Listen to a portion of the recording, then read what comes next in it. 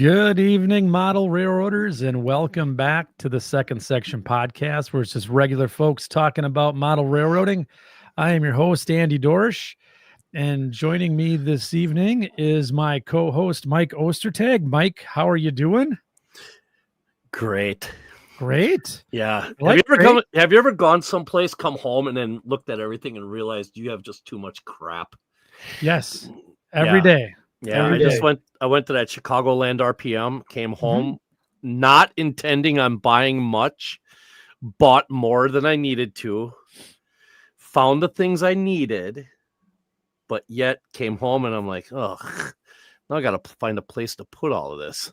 Well, yeah, I've got a handy excuse for that. You don't know for sure what you're going to need, so it's better to have it and not need it than to need it.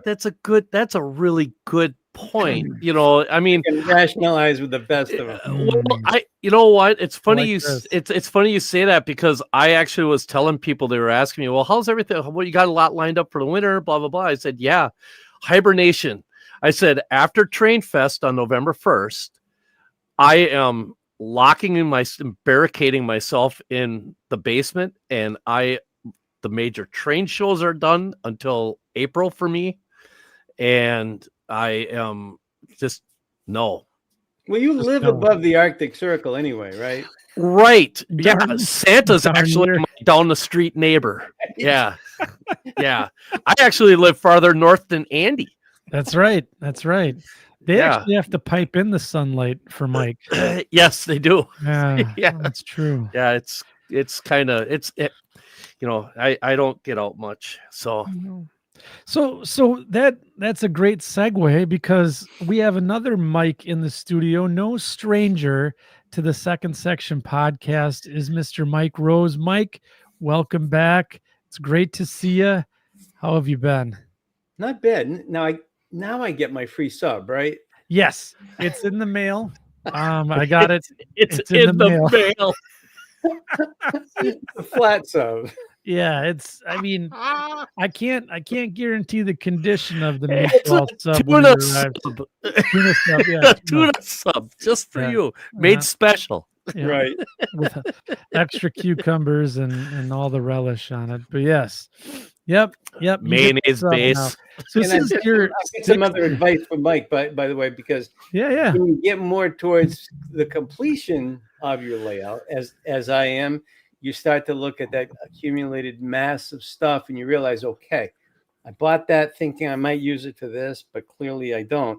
And you start to put it in that pile of stuff that you're going to resell. And there is an aftermarket for stuff, and you'd be surprised at how easy it is to resell things, particularly if you've had it for a while, out of production. People are glad to be able to get it. You know what I mean? So eBay becomes your friend. Yeah, I need that friend.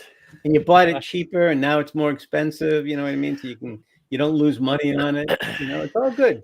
I did a little horse trading this last week also. So with somebody, I had bought something out in Colorado. He had something I wanted. I had one of the things he wanted. I'm like, here. And I'm like, all right, here, let's just do this. But I didn't tell him how much I spent on it. He didn't tell me. It doesn't matter. It's even trade. It's all it was. It was engine for engine. Yep. And that was the end of it. So now I have another engine that I'm gotta figure out what to do with. Oh, I'm sure you'll have a plan for it, Mike. I'm more than confident that you'll be able to figure out a purpose for it. I'm quickly amassing SW1200s like there is no tomorrow. Nobody's on their deathbed saying, "Geez, I wish I hadn't bought that last SW1200." Yeah, right. Words to live by. Words to live by. The dirty crawl. There's a new. You have a new one every time you come on the show, Mike. No one's famous last words were, "I wish I hadn't bought that SW1200." And then the dirty crawl. What happens when you get old? So Mike, this is your 6th, 7th. Well, you're pretty much a regular on the show now. We can pretty much pencil you in for once, twice a year to pop by and semi-annual. It's about as often as I come up for air. Yeah, and let us know what's going on, not only with what's on your layout, but you got a hobby business as well. And we were having the pre-show chinwag, and you were saying business is going good. Yeah, you know, it's funny. There was a period of time there when it's driven a lot by Loc Sound, or at least it was in the beginning, and people were buying OEM engines that had Loc Sound in them and decided they liked them, and they wanted their old engines to be like that. So there was a big boom there for a while of bringing people's older collections up to modern standards. Yeah. And that went on for quite a while, because usually once you do a few installs for somebody and they like it, most people are like Mike with a lot of engines, you know, so they'll send you 3, they'll send you 4, they'll send you 6. I just did a 20 unit install for a guy that 20 units, by far the largest single thing that I've done. We've in the last several years been scale sound speaker aficionado. Ooh. And you know, JT has a handful of installers on his website, and I get business from that as well, and business from my crew call site and stuff like this. So, you know, it just kind of comes in, and a lot of referrals and things like that. I don't really advertise, although I've got a reciprocal ad in Model Railroad Hobbyist. So It's like a variety of sources, and you know, there are peaks and valleys in it, but it's steady. Like if you look at it over the course of a year, it's a lot of installs. Oh my gosh, I don't know how you do it. I mean, do you have to have some sort of discipline to stay on top of it? Because I would get distracted. I'd come down and be like, you know what? I need to put that in a client's GP9, and then I'd turn around and be like, I got a GP9 of my own that I need to do this on. You know, it's like, which one do I do first? And it's easy. I do mine first. There you go. Work all the install bugs out on your own piece. That way you don't have to put it in the clients, right? I'm a project manager by trade. You know, I'm a IT project manager. So, and you know, building a layout, life in general is a project to manage, right? So all those skills just kind of, you know, get applied, and that's the easy part of it. You know, that's the easy part. The hard part is, well, what is the hard part really? I guess, you know, you have to prioritize how you're spending your time, because you have to have some discipline, because it's so easy to just kind of do what you want to do, as opposed to what you should be doing. And the older you get, the easier it is to rationalize, I'm going to do what I want to do today, you know. But I also don't like things stacking up and hanging over me like a sword of Damocles, you know what I mean? So I mean, I've been in the type of schedule that I have for a very long time. I've been self-employed since I was 21, and I'm not 21. So I've gotten really good at managing my time and being efficient the way that I do things. It's very helpful that I work essentially from home. I mean, I do go to clients' locations at times if I can't avoid it, but I'm largely working remotely. I delegate as much as I can to a couple of really good guys who know what they're doing, and that frees me up a little bit. You know, with the communications the way they are these days, you're never really completely out of touch. So I can respond to things from, you know, my son's house in Florida or my grandkid's place in New York. You know what I mean? Like, plus working from home with the layout here and the install desk adjacent to the layout, and you'll see some pictures of that later probably.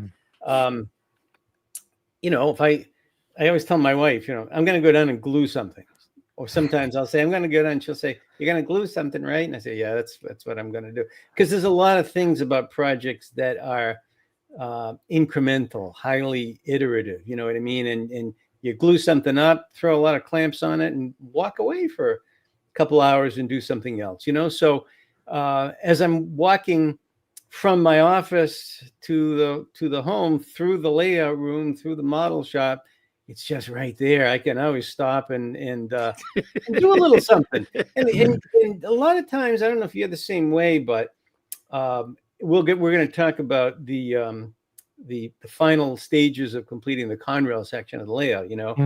But anytime I'm looking at a new section of the layout, there's a X amount of time spent just kind of standing there going, looking at it, and you're looking at it from another angle, and you shake your head and walk away, and then you come back a couple hours later and you look at it again.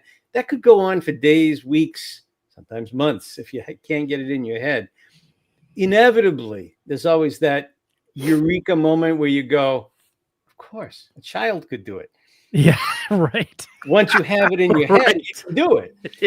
So, and of course, the longer it is between those periods, the more nervous you get because you think, oh God, maybe I've lost it, But on the other hand, my wife keeps me grounded. She always says, no, she says, this is part of the creative process. It takes what it takes, And she's right. I mean, I think whatever discipline you're in, whatever kind of creative endeavor, that's how it works. I can't build it unless I can picture it in my mind. If I can picture it in my mind, I can build it. It's that simple. Yeah, oh, that's very true. It's like mental CAD. It's very true. So how, I find, and that's very true. Like, I will tell my wife I'm going to go down in the basement and paint something, and then my face ends up on a milk carton because I haven't been back upstairs in what would seem like days to her, and it's just like, Andy's been gone. Oh my God. And he just went down to paint something, and there I am standing check on him. Yeah, I'm standing in front of the layout, and then all of a sudden the fascias tore off, and we're moving bench work, or something like that. And but you know what, Andy, right.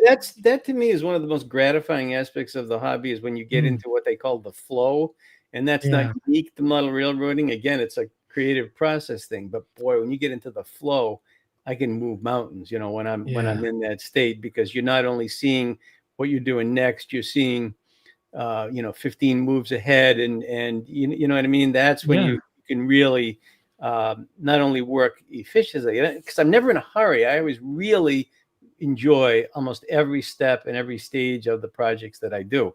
That's what I love about this hobby. That's why I'm still doing it half a century after I started, But it's but by the same token, you don't want to feel like you're spinning your wheels. You don't want to feel like you're doing stuff, unhappy with it, and ripping it out. At least I don't, right. And everybody does a certain amount of that as your standards raise, right? Which they inevitably would over time, I would think. You start looking back at stuff you might have done a long time ago with some critical eye and think, I could do better on that. And when I don't have any more bare plywood, I'm going to go back to that and upgrade that, Right. See, I've been reading this book by Adam Savage called Every Tool's a Hammer, and it talks about all this stuff like this, about time management and his time with working on Mythbusters and ILM and everything else like that.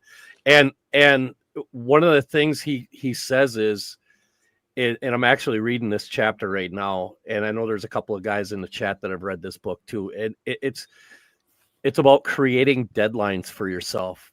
And because a deadline will force you to become accountable for the project you're working on, but not to make the deadline so restrictive that they're not realistically attainable. You know what I mean? Flexibility. Yeah. I found there's not a project that exists that doesn't need to, at some point, be driven to a completion. Yeah, I on my layout, I chose, like, when I was going to go to the Colorado RPM, I wanted all the construction phase of the HO layout done.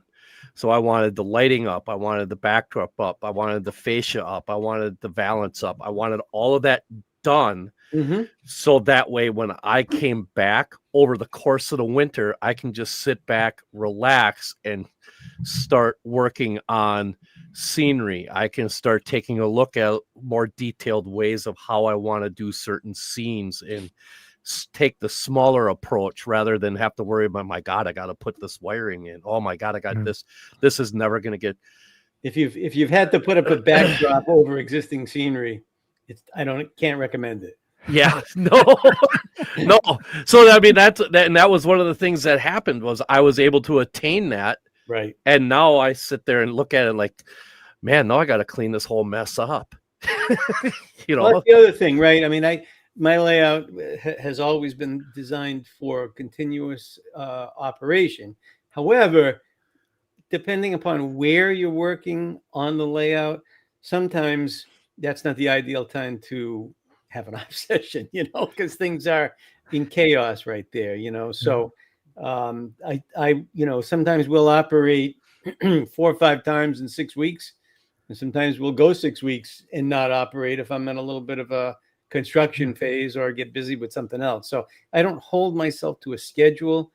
I like operating. I've discovered that I like it a lot more than I suspected I would. A lot of that has to do with, I guess, some luck in designing the layout and some foresight and, benefiting from past mistakes and operating on other good layouts and learning from them and discussions with other good modelers and all that. I got a lot of friends, in the modeling world, and I steal from all of them. And vice versa. I mean, we're all in this together, right? So everybody helps one another, and it's very kumbaya. Yeah. So what brings you? You said you had a couple of topics that you wanted to talk about tonight, Mike. So what brings you by the old second section?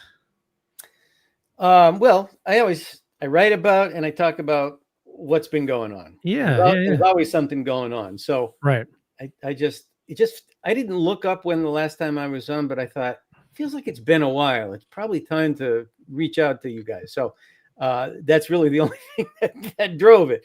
But we're going to talk about, I guess, 3 specific things. I often come on after a column of mine in Model Railroad Hobbyist comes out, my Getting Real column, which is I guess it's the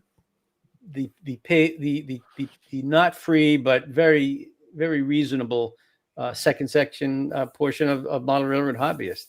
Yeah. And this particular one was about staging and operations and how I've been, I want to say expanding, but improving would also be a good term for it on the staging, because if you're operating a model railroad, your staging needs to be on point. And the more it is, the more happy you're going to be with your operations. I'll talk about that a little bit. Okay. I sometimes mention one of my buddies, Ken McCory, who has one of the world's largest private model railroads in a purpose-built building. And I basically visit Ken every time I go down for the Valley Forge proto meet. I usually do a clinic there on what's been going on in the last 2 years. And I met a lot of people there that have given me just invaluable prototype information about my modeling area, people that ran on it back in the day, and when you model 1984, you can't always come across those people all the time. So a relatively small number of people have had a disproportionately large input and value into what makes operating on the layout a lot of fun for me and the other guys, So having been to Ken's a million times and brought friends there, I always like to bring somebody there for the first time, and I don't say much. I say, yeah, you'll see, and then I bring them. We go up the stairs and I bring them up there, and then I walk away, and I usually come back to them about 10 minutes later, and they've got that 200-yard stare, like, oh my God, what is going on here? Because it's, unlike most basement layouts, it's clear span. You know what I mean? It's a purpose-built building with no poles, no obstructions of any kind. It's gigantic. So this past year, Ken and his buddy Paul Rice, who used to work on the Pocono Northeast, which I model as my shortline, and who had provided me with all kinds of information, he came up and introduced himself the last time I was down at the Valley Forge meet. Super nice guy. And he's on, I think he probably was on the crew call group, and that's how he kind of heard about me. But he's a friend of Ken's, and Ken knows everybody. So when they were coming up to go to Springfield, the Big E show this year, they stopped by to visit the layout. It was the first time Ken came, and he's walking around and looking at things. Of course, he follows everything. He comments on what I'm doing, all that, and he's basically solved a lot of problems that I haven't even had yet, because he's built this gigantic enterprise. And he's probably get 10 years on me, or in terms of the layout construction. So I fall back on him for a lot of advice. But I said to him, I said, so what do you think? Is it like a 10th of the size of yours? And he said, no. He says, believe it or not, it's about a third. I said, really? But his looks so much bigger because of the clear span vastness of it. It looks like it was built in a like an abandoned store or something. You know what I mean? Right. How stores don't have many obstructions. So anyway, but the last time I was down at his place, now he's got 4 decks, with 2 of them dedicated to staging, and he and I had talked a lot about staging the last time that I was down there. And of course, he continues to evolve. He said that he was of the opinion that despite having all that staging, he needed more. And I said, Ken, you're just messing with me now, right? Like, who's got more staging than you? And he said, no. He says, I'm thinking, and he was in the process of adding a helix to add yet another level of staging. And I said, what are you doing here? What? And he basically said, he says, I want to have a train come through and then have it end up in staging and not see it for 6 months. He said, the next time I see that train, I want it to be like a brand new experience. Now, I thought about that a lot. Okay. Thought about that a lot. And I would be lying if I didn't say that after I came back from that visit, I started looking around under my layout like, could I put a helix here? And then I quickly came to my senses. Friends don't let friends build helixes. Well, but the exercise of having that conversation and having that thought process invariably, and in this time in particular, resulted in me thinking about something else that I wouldn't have thought about if I hadn't gone through that whole mental exercise, So, so let me get back to staging. Okay. And what's worked and what I thought needed improvement. So, we've talked ad infinitum on the show here and my shows about the addition that I put on, which really kind of changed everything, because I added 800 square feet of space to 1,000 foot space layout. So it's exponential. It feels bigger than twice as much almost, because it solved all of the space constraints that I had and then some.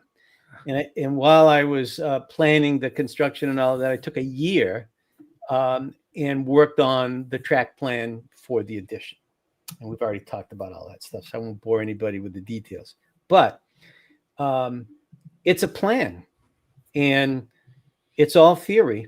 And it's a hope that when you plan this out and have all of the discussions you have and all the thought and the hours that goes into thinking it through, that when you build it like that and you run it for the first time, you hope it's good. You hope it's fun. You hope it works. You hope it's not, oh man, if only I thought, you know what I mean? You don't want to be, you don't want to run it once and think of nothing but regret. You want to run it and go, yeah, that kind of works, Yeah. So, and it did. So it started out as a Conrail layout. And with the advent of the addition, what I did was incorporate other connections to Conrail. So there's a decent D&H section that's important for the interchange between the 2 railroads. There was a lot of back and forth between Conrail, D&H trains running on trackage rights on Conrail lines, all of the stuff that I wanted to add operationally that I learned about from the prototype guys that I spoke with in books and discussions with people. That sounded pretty cool. So I wanted to make sure that I could accommodate all that. So I had designed everything with an 8-track, 22-foot long staging yard for the south end of the railroad. That was going to be D&H and Conrail staging. Wait a minute. What's that? 8 tracks.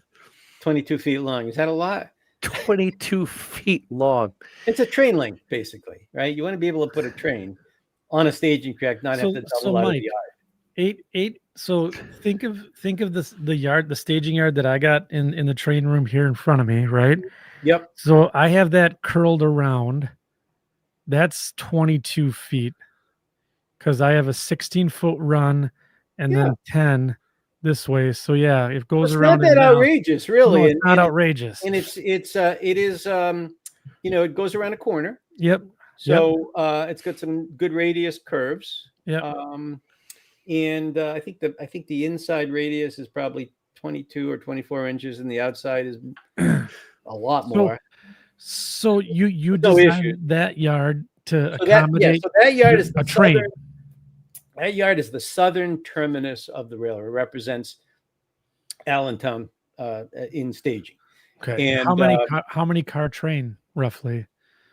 30, 40 cars? 25 to 30. Yeah. And I'm being vague on that because a lot of times the train you start out with isn't the train you end up with. Right. And it's never the same way twice. We'll talk about that a little bit more when we talk about operations. But that's been one of the big pleasant surprises is that, you're running the same 2 Conrail trains and the same half a dozen D&H trains, but they're never the same. So it's never boring. And you're always, and we end up having a lot of the same issues that the prototype guys talk about, like on the P&E, when I was talking with Paul Rice, he was talking about how in the morning they would get together informally and have a meeting, and they'd say, all right, we got all these cars. We got no place to put them. Where are we going to put them? And they try to figure out where they had excess siding capacity and where they were going to put the extra cars that were needed to be held as maybe as storage in transit or whatever for other consignees on the line. So it's those kind of conversations that made me think, sometimes physical constraints in terms of track can be actually put to good use on the layout to replicate real situations and give you interesting problems to solve. When I did my first industrial park, I ran it for almost a year before I did any of the scenery in it. I had the track down, cardboard mock-ups for some of the buildings. And after running it for X amount of time, I decided, you know what? This runaround needs to be longer. It needs to be, I can use less tail track, but I need a longer runaround. Yep. And, it was maybe a foot difference. But that foot means that you can go there, have a challenging switching situation, but you don't have a migraine doing it. You know what I mean? That's the difference between, fun and a chore. You don't want it to be a chore. You want it to be challenging, but not, deliberately difficult. Right. So, and I have some friends that are prototype railroaders that come and operate on the layout. In fact, one of them is a guy and his son. They work for 2 different railroads. Kid was coming here when he was a teenager. Nice people and excellent operators, like really good. And when they came over, so I watched them do that first industrial park, the Kaiser Valley, one time when they came, and it was very distracting for me because I couldn't focus on what I was doing. I was watching what they were doing, and they were doing stuff that I never would have thought of, So I'm making mental notes going, that's a good idea, but they're solving these problems every day in real life on the real thing. So this last, and I'm dancing around here, but I'll tie it all together at some point. So this last op session that I had, they were down, and I had just put in all the track and completed one of the buildings and had mock-ups again, on the other building, standard procedure for me, in another industrial park. And I told them in advance, I said, I'm going to put you guys on this job because I want somebody that doesn't know what I know and have it in my head how I think it ought to be, run it, and tell me if it works or if it needs this or it needs that. This is an excellent time for feedback before I start really, firming it all up. And they did it, and they had a good time with it. And they said, you know what, we can't wait to do it again. And then after they left, I changed it. But not significantly. I changed it from a visual standpoint because I just wasn't happy with the way the space was being used. So we can kind of talk about this now because we're here. This is the last section of the Conrail portion of the layout that remains to be done. And it's kind of like a little, how would I describe it? It used to be the oil tanks, where the oil tanks were before the addition. And it was outside. And this is the one where I have that. I sometimes refer people to my YouTube channel to see the video of me attempting to drill through the foundation because it's separated from the house basement by a foundation wall, at the 10-inch or whatever it is, concrete wall, 37 years old. It wasn't easy to drill through. And that wasn't fun. And I think I ended up drilling about 4 of the holes, and then I called for reinforcements, and I had my contractor come over and do it. And he had a hard time doing it. And that's when I thought, all right, I don't feel as bad because these were men, like men. Like men? Men.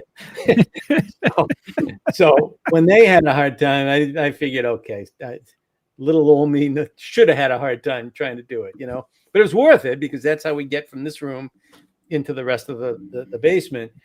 And it's not a huge space. It's about 9 by 9, roughly speaking. And I had to somehow figure out how to fit a believable industrial park into there with the consignees that I wanted and have room for humans also to get in there and be able to interact with it. So it took a little experimentation, but I'm largely happy with how it came out.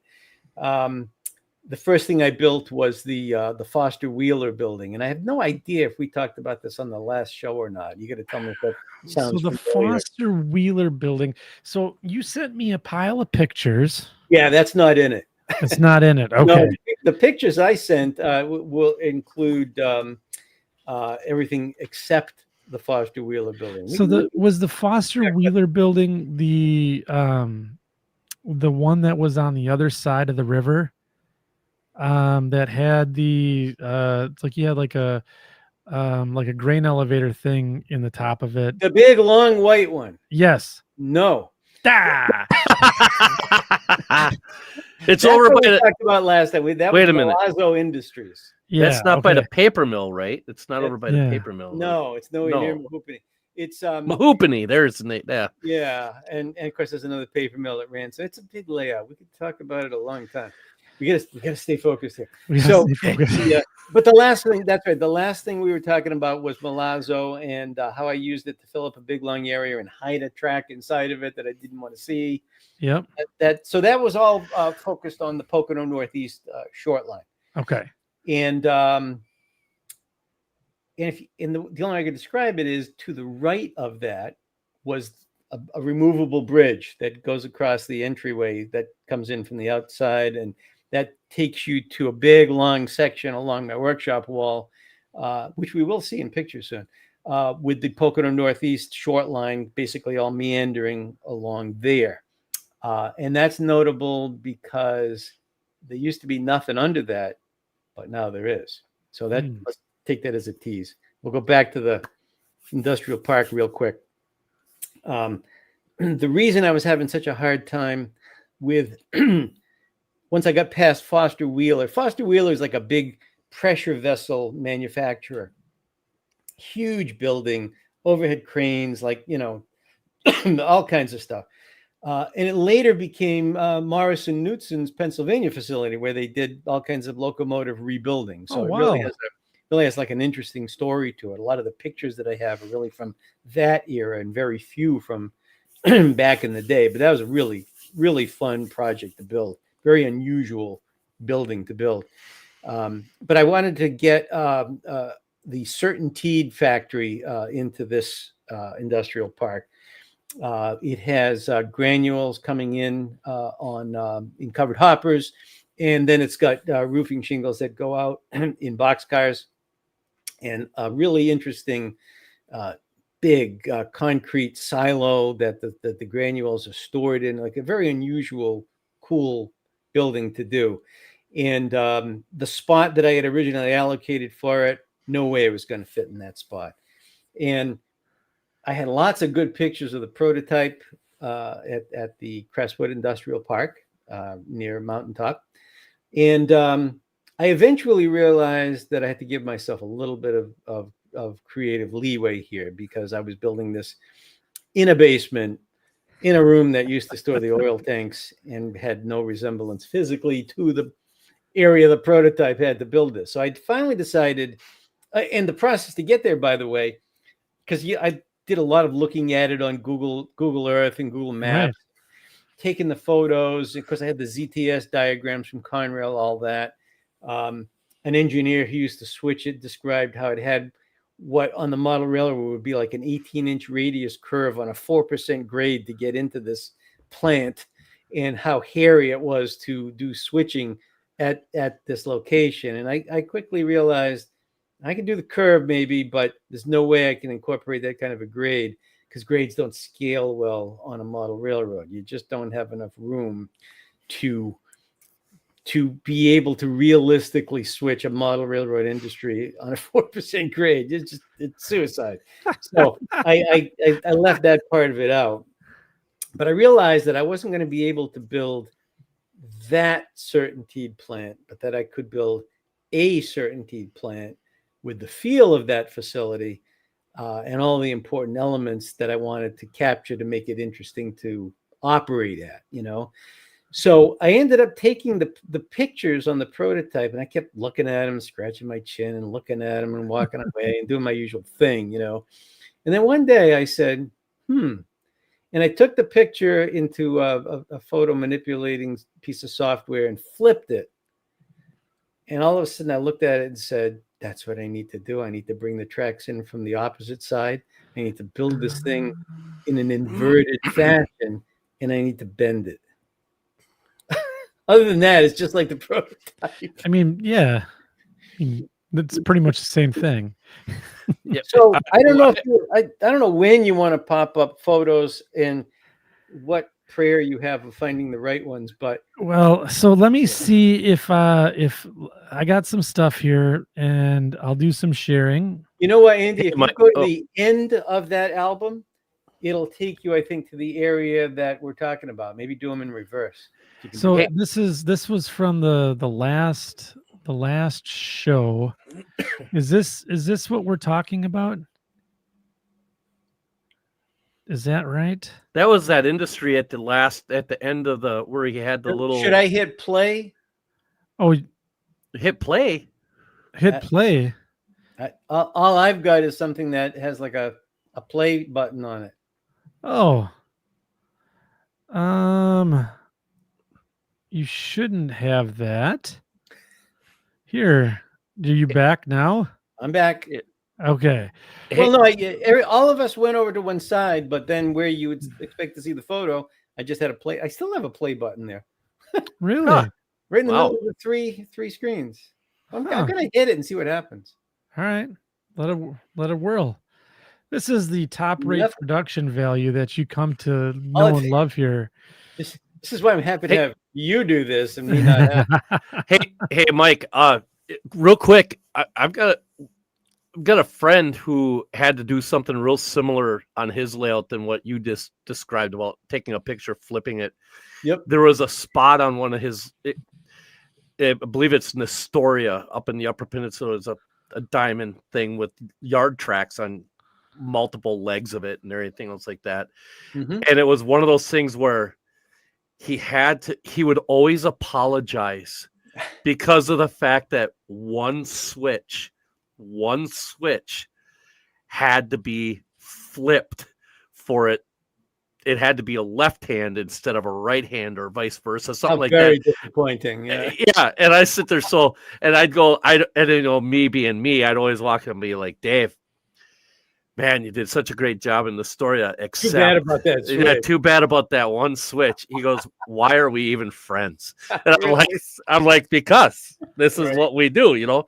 But it's true. I mean, sometimes that's like you want to stay as, when you're doing prototype modeling or close to it, something like, you want to stay as true to fidelity as you possibly can. Absolutely. But you have to pick your spot. Sometimes you have to make compromises. Like, that's why I always pictured, like, if I had my dream layout, I'd model a Milwaukee road line over here. But the thing is if you were standing in the aisle, you're in the middle of the Fox River for 2/3 of it. Oh, I use rivers as aisles too. It's a good way to do it. But if I went the other side, the river would be on the backdrop, but yet there'd be more scenic structures you'd be able to see. You know what I mean? So it's kind of like one of those pick your poison type of deals. You do have to hit the play button, by the way. Do you see it now? I do. Did I pick the right one? No, we're going to talk about this, but that ain't the right one. All right. Here. Holy cow. All right. Let's cycle through. All right. We're going to. Are we moving? You're moving. Keep going. You're going backwards, actually, but that's okay. Yeah, we got a lot to talk about. I want to see the hole in the concrete. We're at the beginning, so I suggested that you be at the very end. Okay. Everybody else looking, everybody in the chat and everybody watching, close your eyes. Close your eyes. We're almost there. Yes. There you go. There you go. So this is the reversed. Nope. Too far. Go back. This is the reversed certainty that I was talking about. So I like that. If I move my cursor, you don't see it, do you? No, I don't. I see a cursor moving. Yeah, but that's probably Andy's. Okay, no problem. Okay. So you see how the truck loading area is at the end of the building here? Mm-hmm. Yep. On the prototype, those would actually be facing the aisle and on the opposite end, and be about 20 of those. And then you see the sort of cardboard mock-up at the end there. Yeah. The tower.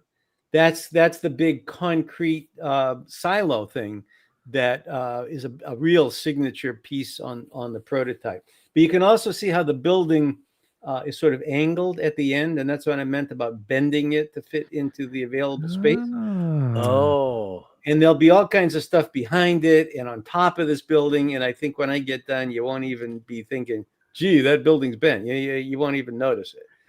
Is the prototype actually one long straight structure, or is there actually a bend in it? Cool. Yeah. Although what's interesting is on the prototype, it's kind of built on it's Pennsylvania. So there's grades involved. So the building is sort of stepped, which is something I chose, again, not to replicate in this compressed space. If you look, you see where the freight cars are spotted. If you just kind of look up into the sky there, that's a curved corner. Oh, but you never even know it's a corner. But that's why you have to bend the building, because it's a rounded corner. And then that blue tank is a Walther's tank that I cut an inch off to get it to be the right proportion to the concrete tower. I'd taken enough pictures of it when I was down in that area in, I guess it was probably early June this year. I just kind of went down there and got some follow-up pictures and some more detailed shots, because that tower has all kinds of.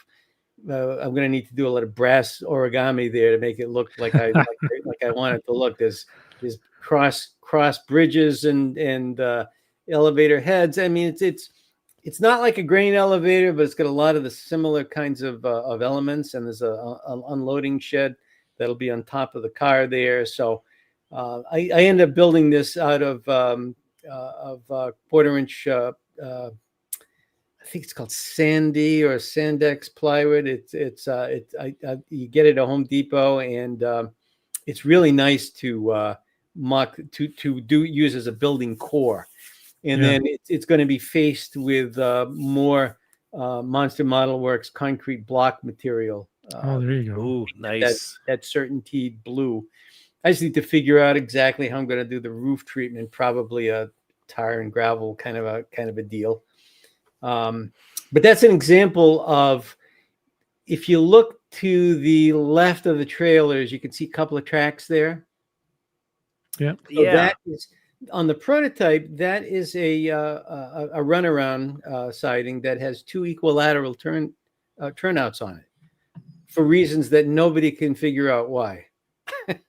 So rather than a typical left or right turnout, and Walthers just had like a Y. Yes. That's weird. Yeah. And as soon as I was with my buddy Dave that day, as soon as he looked at it, he says, "You got to build that." And I said, "Yeah, I know."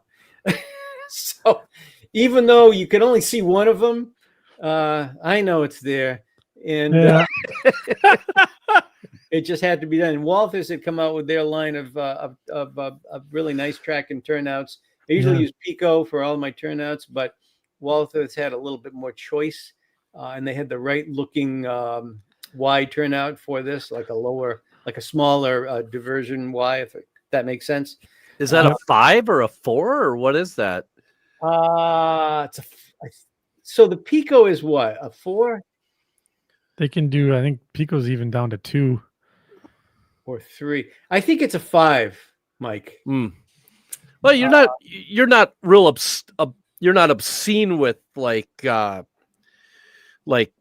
angles and like coming off of the main track, and all of a sudden it looks like you're going around your Christmas tree with trying to get over to this thing, right? I mean, it still has a smoother transition into. Oh, absolutely, absolutely. It's just that you end up with the 2 tracks, a bit farther apart than you would if you were using just a standard, pair of left-hand turnouts, or right and the left rather.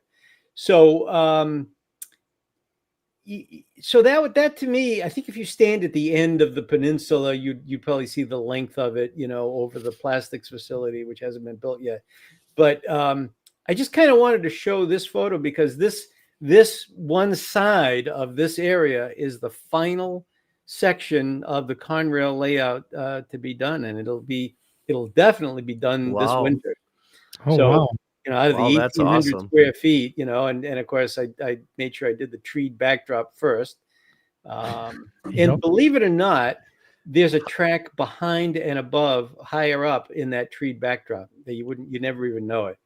That is how that's how my short line gets to Monroeton, which is in the other room. It's a long story. Oh man, we're gonna have to have a part 7. Go to the right, Andy. The plastic one, the white plastics. Yeah. So that's just a picture of me building the tower, the real tower, in utilizing styrene and the construction methodology. Wow. And a couple of clamps on it. I tell you what, those clamps are amazing. Those are a godsend. I'd be lost without them. Yeah, every time I go to the Menards or a store, I'm like, if I can find some, I grab them. Where'd that photo come from? That's not from what I just sent you. Yeah, that's from the last show. I hate to tell you. Yeah. Well, it was in my care package, Mike. Oh boy, that was not intended. That's all right. All right, so that was just me just laying out the footprint of it, and you can see I've got those. I found some really, really nice 3D printed dock doors with doors that actually operate. They're incredible. Wait a minute, the doors operate? You can put them at whatever height you want, or take it, and it's nice for painting because you can take them apart. I need those. Cool. I need some of them. If you need them, email me and I'll send you the link. I had bought them. Another modeling friend of mine had. Only you can see the whole. In this photo, you can see the whole run around there with the 2 Y turnouts. Yeah.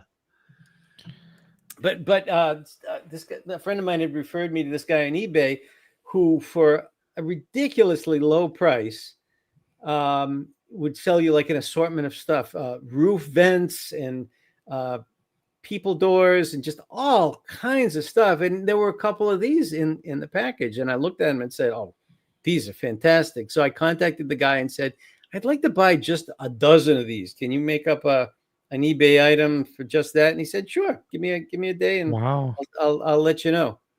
And very reasonably priced. I think they're, I don't know, $2-3 a piece. I mean, it's well worth it. That's awesome. I like that. It's got the whole, the whole dock thing down below. I mean, it's got everything you want. So I was just laying out, the footprint of the building. Yep. Yeah, using cardboard boxes and styrene sheet. Right. Just trying to get a sense of proportion. How high does this thing need to be to look right? And that's during the chin scratching phase. Yeah. That's not what we're talking about. This isn't what we're talking about. No, that's, and I did not send you that yesterday. That's a Voca yard, and that was talked about in the last show. So. Yeah, I remember that picture. Yeah. Wow. Is this what we're talking about? Well, this is a good starting point. Absolutely. All right. Absolutely. So you see the white building up top. That's Milazzo Industries, and what we were talking about a lot in the last show about the construction of it. And then underneath it, you see some tracks there. But don't zoom in too close. Okay. So also on the extreme right, you see a very weird looking piece of construction there. Yes. So I'll talk about the evolution of this. So when we did our last show, that wasn't there looking like that. There was something else there that looked like just the top part of that. And that was the socket that receives the removable cross doorway bridge that goes over to the big long section on the front wall of my workshop. Yep. The area that you see under Milazzo, that those tracks there that are supported, that was there in a slightly different fashion. And that is an extension of the D&H staging yard that you would be getting to down at the very end of the top right underneath there. That's about a 20-foot long 4-track D&H staging yard. So one of the things that I first had to change once I started operating was the ease with which I could restage a D&H train was very much impacted. I originally thought, well, in between sessions, I'll just yank the train out of the single-ended staging yard back onto the layout and restage it there.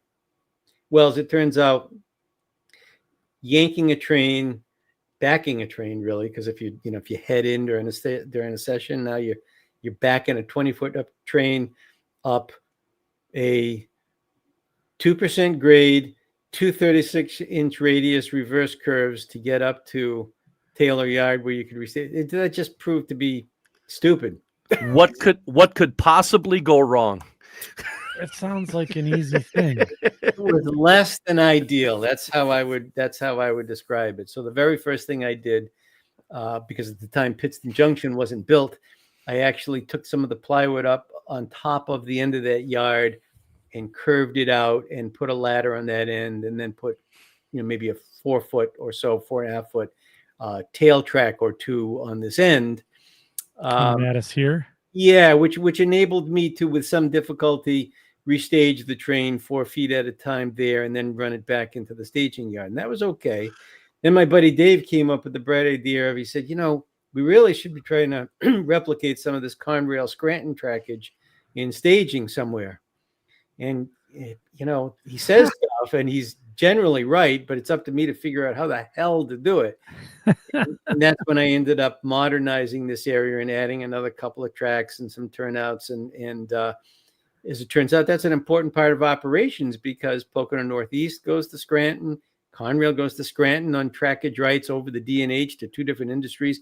I wanted to replicate that traffic. I wanted that traffic to be incorporated in how I operated. So I did that aspect of it. And I kept looking at the big long wall underneath the Pocono Northeast on the workshop wall. And I kept thinking, boy, wouldn't it be nice to be able to restage a train there? But how the hell would I get there? And then I kept looking at my socket for the bridge, and I thought, boy, you know, if I could figure out how to make another level there, I could use the same bridge in either location. I wouldn't have any bridge to build. What? Yeah. How am I going to get there? And then I thought, well, you see where the clipboard is up there? Yeah. So just to the right of it and up a little bit, there's like a little bit of a plywood curve there. Yeah. Yep. So I figured out that I could put a Pico curve turnout in that spot, make a diverging track, and it's 8 feet from that spot down to the socket, which is your 2% grade, to get the distance that I needed in height. So I ended up taking out the Scranton tracks in front on the lower level and putting in that back track, which you can kind of see, and threading it between the uprights and designing some new supports for it. I mean, it was not the ideal way to build it. You know, you want to build something like this as you're building it, not trying to retrofit it after the fact, but it was worth it because it got me down to that lower level there. You can see how there's a nail there. That's just in case you have a runaway car going down that 2% grade. No, I suppose, yeah. You know, that would be like a catapult. So I try to leave that nail in there. But the abutments are made out of corian, and they're drilled and threaded. And there are set screws that allow you to get the bridge level. Basically, you just do it once. And there's a couple of you can actually see the thumb screws in the top one. The bottom one has that too. Once you put the bridge in place, you just kind of half a turn or maybe a turn, and you've locked the bridge in place. And I can literally install the bridge in 2 minutes. I'm not over exaggerating that. It's a 2-minute install, and the power is picked up from the other end. More importantly, it's the same bridge. It's already debugged. And this is how a D&H train in between sessions gets over to a big, long yard that I built for restaging underneath the Pocono Northeast along the workshop wall. Now, Andy, there's pictures of that, I know. Let's see if we can find them. Okay. I have questions. I have a question. Yeah, okay. You ask your question while I do the finding of the thing. So did you... Okay. I hesitate to use this, but it seems right there, Andy. It seems like the hang on one sec. The only reason for this picture was this started my article. This is the throat of the 8-track, 22-foot long staging yard that's out underneath Pittston, and you can see everything supported on 1-inch square steel tubing and threaded rod and all of that. It's you could definitely bowl on it. Oh my gosh. I didn't see the square tubing on the top. I just saw the threaded rod. Could bowl on it? You could. Yeah, you could tap dance on that. That's getting written down right there. There's another Mike Roseism right there. You can bowl on it. I really designed all of the sub-road bed supports so that I could walk on them if I needed to. Thomas. So, okay, there's a couple of questions here before we go skating on. And I know. Yeah, no, Mike had a question. I didn't mean to cut you off there, Mike. Yeah. Well, I did. I'm sorry. Just real quick, did you find, and I hesitate to use this, but it's actually, there's no other way to say it. When you go after the fact into something like this, when you've already got the top deck is already all gone, and then you take your step back. And you take your step back and you're taking a look at things and you're like, oh, I can do this. After the fact, did you find the designing of that to be a little more cumbersome or easier already having that upper deck finish? Because you don't want to knock stuff out of the way, right? I mean, you don't want to knock stuff around. So you got to be, I don't want to say kid glove with it, but you've got to really kind of be cognizant of what you're really doing to not mess up that upper deck that's already finished, right? So you're reading my mind, of course, because if you look at that top level there, the entire top level of the Pocono Northeast it had fascia. The fascia was deeper than you see.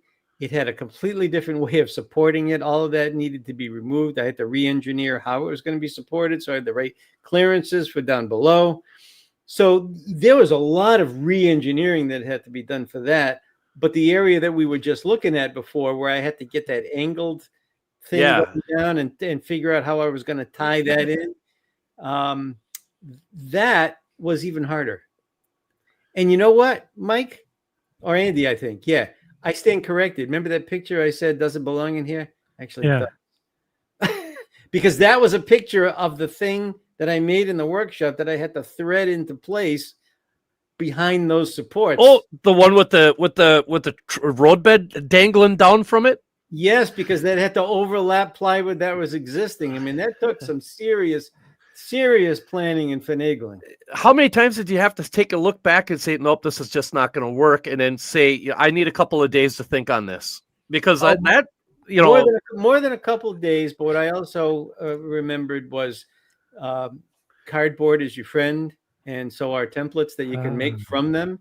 And I made a number of cardboard template iterations, put them in place, saw what needed to be changed, marked it, back in the workshop, cut it out, try it in place again. And when I had cardboard that did what I wanted, I used that as the template to do it in plywood. That's brilliant.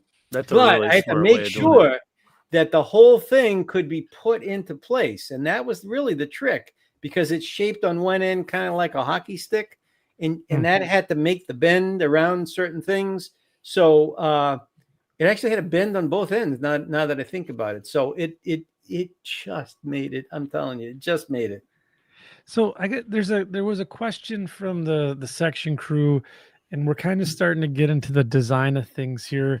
Okay. Jonathan Jones asked, so how do you initially determine the capacity number of tracks for your staging yard? Well, that would depend which yard we're talking about. And of course, it goes back to, it's driven by traffic requirements. So my Conrail line that I'm modeling, which is the Lehigh line, former Lehigh Valley from Sayre to Allentown. In 1984, Conrail only ran 2 trains a day on that line, 12 hours apart, northbound and southbound. So in theory, you could do that with 3 tracks, because you always have an empty track for the train coming in. You always have a train sitting there, no problem. Yeah, I decided to go with 4 because it's better to have more tracks than you need. So the number of tracks that are in the Allentown staging, the south staging, is actually 4 times 2, because 4 of them are technically for D&H and 4 of them are technically for Conrail. So there's your 8 tracks, and that happened to fit into the available width that I had with 2.5-inch spacing. I would normally go 2-inch spacing, but in a hidden yard like that, you want to be able to get your fingers in there if you need to between tracks, if you need to grab a car or re-rail something. Haven't had any issues, but I thought 2-inch was a little tight for staging for hidden tracks. So for the width of the yard above it, 8 tracks, that's what fit there with that spacing. On the other staging yards like the D&H and Sayre, I stuck with that 4-track concept. So each of those yards are 4 tracks. The important thing is they're long enough that they're train length. So now if you look at this lower section here, train length, that's the key. So this is, if I'm looking at this right, it's a pretty significant length run here that you have. That took an entire box of Pico Flex Track. Oh my gosh. Wow. It's 21 feet and it's 3 tracks. So, you can do the math there. You have to allow for the ladder on the far end. And then on the bottom right-hand corner, I'm up hard against a doorway there that goes into the model shop, but I needed a tail track. So I made a hinged thing, a drop down for that, which there's probably a picture in here of that someplace. So that's just the beginning construction of it all. I've now at this point replaced all of the. You can see them on the floor. You see all those plywood supports. Those used to hold in because a nice hole drilled in it to run your wires and all of that, but that all went away. And these pressed steel brackets actually are very sturdy and fit the bill. This piece of plywood was a little tricky because I had to get it to, fit behind that angled bracket. At one time, you see the little door kind of opening there? Yeah. So that goes into my workshop. Initially, I had the bright idea of having that be like a full height door, and I could get like a whole 4x8 sheet of plywood through it from the outside door into my workshop. But then I thought it looked like crap, and I said, you know what? I'm just going to block it up, and I'll keep the door down below for long stock, like 2x4s or moldings or whatever, furniture, whatever. And then so I cut it down and very, very, laboriously filled in the hole and all of that. And then when I did this opening, I realized, it's just going to lower it again. So that door got shortened twice. It's awesome. Go ahead. See, that makes me feel basically good. when I've replaced all of the upper supports and taken off all of the fascia and haven't done a thing yet with the bottom. And of course, the way I determined the exact height of the bottom, because you can't really trust the height of your concrete floor and with measurements coming up from it, because there's a variance to it. And it's not like I was going to be here with a laser level in transit. We did that and found that even that had a little bit more play than I would have been comfortable with. Maybe you need like a $1,000 laser.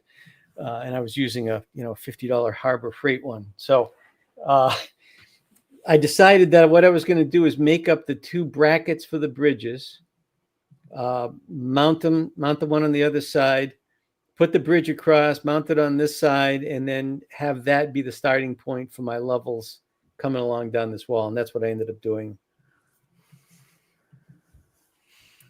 Okay. Let me see here. This makes me feel good because I was always given a lot of crap about using these kind of brackets because for the longest time, I refused to actually do box bench work, and I just buy stuff and put it on top of brackets like this, and they're like, "Oh, it's going to have problems." I never had a problem one bit. Yeah, for shallow depth stuff, it's great. You get beyond about 12, 14 inches, gets wonky. Yeah, it can get I'd say 18 is going to be about the max on something like that. So this is the fancy corium item here, but I think isn't there a few? So some of these pictures will show the actual in construction part of it. So how do you want to go about this one, Mike? Oh, you got me. Try going to like a beginning point if you can do that. Like the very keep going. Keep going. That's a good starting point. All right, let's start. So this is prior to any construction. So on the top right, you can see the old socket for the bridge. No sign of anything for the new. You can see the 3 covered hoppers there. That represents Poly High in Scranton. Remember that because that's now elsewhere. You can see the crummy shelf that's underneath that with A-line boxes. That's where I was trying to restage my D&H trains. And actually one day, an entire A-line box emptied its contents onto the concrete floor. Ooh. And that's what got me thinking, after many, many very bad words, that's what got me thinking, I need to improve this somehow. And I kept thinking about it, usual thing, until I came up with the sort of audacious plan of trying to get a track behind all of that. You had models hit the deck? Oh, yeah. Oh, no. Wasn't a good day. Some days are better than others. I suppose so. Write that down, Mike. Yeah, some days. Yeah, some days are better than others. Let's see. Some days. So, okay, Andy. So I think this is our starting point. So I think if you go the other direction now. So the first thing I did, what a surprise, piece of cardboard. There you go. What I did was I drew it up on some on paper, and then spray glued it to some cardboard and cut it out so that I could try it in place and make sure that I before I committed to some precious corian, that I could do what I wanted to do. So that was my template. Why did you choose that material? Corian cuts like wood, but it can be tapped and threaded like metal. So, and it's completely inert. It doesn't absorb moisture. So it has a number of very good qualities that make it ideal for this purpose. So, and then the breakthrough, by the way, was determining, oh yeah, it's got to be like a tunnel portal for the lower one on top of the socket. And as soon as I figured that out in my mind, that's how I could design it and build it. So this was my first iteration of the corian. So, and then this is basically building material that they use for what, like shelving, countertops? Primarily countertops. Certain bathroom shower treatments. That kind of thing. Yeah. So it's readily available. You can get it. Where did you get your stuff? I didn't say that. So the backstory on this corian is that I was divorced 25 years ago, and once that administration had left the building, there was a strong urge to redecorate on my part. Yeah. And the corian island, and more importantly, the mauve countertops had to go. And I've got all granite there now. Mauve. But I saved. I know, it was a very 80s thing. So I saved the top that came off the island, because it was a big, very expensive piece of corian that I kept in the basement of the workshop. I said, someday this is going to come in handy. And I've used about 95% of it. It's incredible. Oh, wow. The bar sink that was in it is up in my little illegal bathroom in my office. And I've used parts of it for the cross aisle swing gate. And I mean, I've used some of it's in my shower. I mean, it gets used. It's gold. You can buy it. And there's other material too that is like that might be a little bit less expensive. But because I had it, it was the ideal thing to use. Now, if you look at this picture, if you look at the very the top of the tunnel portal section right there, see like there's like a crack. I broke it cutting it. It's very hard to when you only have that much material there to not break the thing when you're using a reciprocating tool. I actually cut out that section with an oscillating fibro saw. The top part I did with a bandsaw, but you got to get into that spot. Right. So after I did all of that with great difficulty, I broke it and realized I should have just cut it. Then I could have cut the whole thing out with the bandsaw and been happy. Were more words said? Oh, always. Yeah. I cussed myself out more than anybody else has cussed me out. So there I am with it, being very proud of it and putting it in place and all of that. Trying it in place up against the existing one. And I used the existing socket to mark the holes, and the same screws, just connected it right up to the steel that's behind it. And yes, you're thinking, steel? Yup, because anything I can do to keep moisture and expansion and contraction, with seasonal differences from affecting something like a bridge that has to fit between 2 points, I'm doing it. So that end of the layout is a steel. What would that shape be? Like a rhombus or something, bolted to the wall, and that's correspondingly bolted to it. It's like a square with an angled corner, whatever geometric shape that is. So that's put in place to now look behind it and see what I'm up against getting to it. So all of that stuff came out. And now I've got my sort of starting point. You notice that you took the thing is just sitting on top. See it sitting on top of the layout there, the end of it? Yeah. So all of the destruction has now commenced and is out of there. Now you notice it looks a little different. So the fact that it was cracked meant that I had to reinforce it somehow because I don't have like an unlimited amount of corian, and it was probably going to break again. So when I went to put it on some plywood, I thought, well, gee. And then I started figuring the exact length of my grades, and I thought, boy, you know, I can get even more separation, which will make it much easier on the other end to stage the trains. So I just cut it apart on the other side that wasn't cracked and then mounted it to some plywood. And that's my new abutment. Or socket or whatever you want to call it. It's something. So what is the distance and separation there, Mike? Don't know offhand, but it's about that much. It's probably about 6 inches, maybe 8, something 6 like to 8 that. inches roughly. Yeah, but I can judge it better in one of the upcoming photos. Sure. Whoops. Let me make sure okay. It looks like about 8 inches to me. If you look at it there, you know. So in that photo, you can see that I put that piece in there, and I've got it right now just clamped to a metal angle bracket that's screwed to the back of the thing, and will be screwed from the bottom up into the sub road bed to hold it in place. Okay. So now it's question time from Andy. Okay. So is the bridge that we see in the foreground here, is this the bridge that now does this one bridge serve both portals? Yes. And that was the whole idea.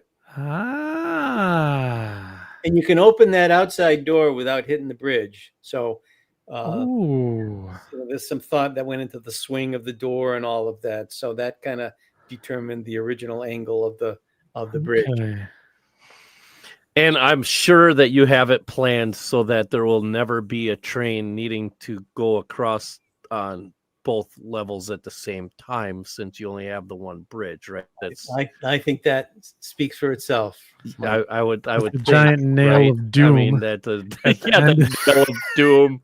So just to talk about why that works, the upper bridge would conceivably be in place during an op session because that's how the Pocono Northeast would get to other areas of their railroad. The lower spot would only be used by me between sessions to restage the D&H trains. Oh, that's very handy. Now, that's a lie, but it's mostly true. Well, we'll get to that. We'll get to that. I'm confused. This is why I love it when you're on. This is awesome. This is the Micros experience. Oh my god! Not easy being me. Never ends. So that show just shows the angle bracket that's screwed to the plywood that backs up the corian, and then underneath to the sub road bed that is going back to. So here's your metal bracket here. Yeah, that's a good view of that too. Yep. Okay. Wow. So you do not take any chances. You reinforce with metal. Oh yeah. On any endpoint that that you're going. Well, when you think about it, what's the best way to make that connection? You could put like a wooden block there, but you're not going into thick material. So what's the best way to get a sturdy connection there? Yeah. I think that's a good point. If you're gonna go through the effort to make a bridge or a gate or something like that, put metal in it. Right. You can also see down below, I made liberal use of pocket hole screws, like the old Attaboy. Love pocket holes. For retrofit, you just can't beat it. No, you can't. And if you look on the bottom left-hand corner, what you're looking at is, see those little angled shelves? Yeah. I made those for sorting the waybills for my yard guy, Dave. And you can see the lower level is the staging yard and the upper level is Pittston yard. Look at that. It's only about what, 3 inches there, 2-3 inches. It's probably more like 4. Really? Yeah. Nice. Beautiful. I love it. Oh. And just that's another view, just showing the the angle track going up, and some weirdo brackets that I had to make to support it. Weirdo bracket. that wooden bracket I made out of some butcher block that I cut off the end of my wife's table because it wouldn't fit where she wanted it. And that's bolted right into the stud. Oh, right here. Yeah. Yeah. That's nice. And what are the Frankenstein bolts here for? So when you put the bridge in place, and remember that's aluminum tubing, square tubing, then you just give that those enable you to line up the rails exactly where you want them, and then just tighten it up so it doesn't move. Nice. That's why there's one on both sides. But in practice, you almost never need to mess with the back one. Yeah, you just kind of pin it up, and then you can even see the if you look carefully, you can see the set screws in the bottom of the slot that allow you to level it up, vertically. I like this because oftentimes gates, for whatever reason, never manage to hold their height. I learned from my swing gate, you need to build in adjustments seasonally. I can adjust the swing gate in about, again, probably a couple of minutes, 3 minutes. About maybe 4 times a year, I end up making adjustments to it just from seasonal humidity changes. Yep. Even though there's a dehumidifier right next to it. It's funny how that happens. Yep. So this just shows the new supports for the new Scranton area. Those are the ones just kind of jutting out. But you can see how I'm using the angled supports that support Milazzo with little stubs off the back of it to support the angled, the inclined piece going up to what we call Bridge 60. This is quite clever. So you have your angle piece, and then your one track coming behind it. Yep. And then in the foreground here, on your stringers coming across your angle brackets, you're going to have the rest of your staging yard over the top. Correct. So yeah, it's like the maximum amount of stuff you can get into one space, and probably the maximum amount of complexity, but whatever it takes to achieve an end, right. What had to be done. That is the kind of thing that would have been impossible to anticipate when you're drawing in 2D on a track plan, So I kind of give myself a break on not having the foresight on that. Yeah. So just going back, so then was this engineering on the fly then when you did this, or did obviously? Well, conceptually, I had to have it all in RAM, in order to build it. Yep.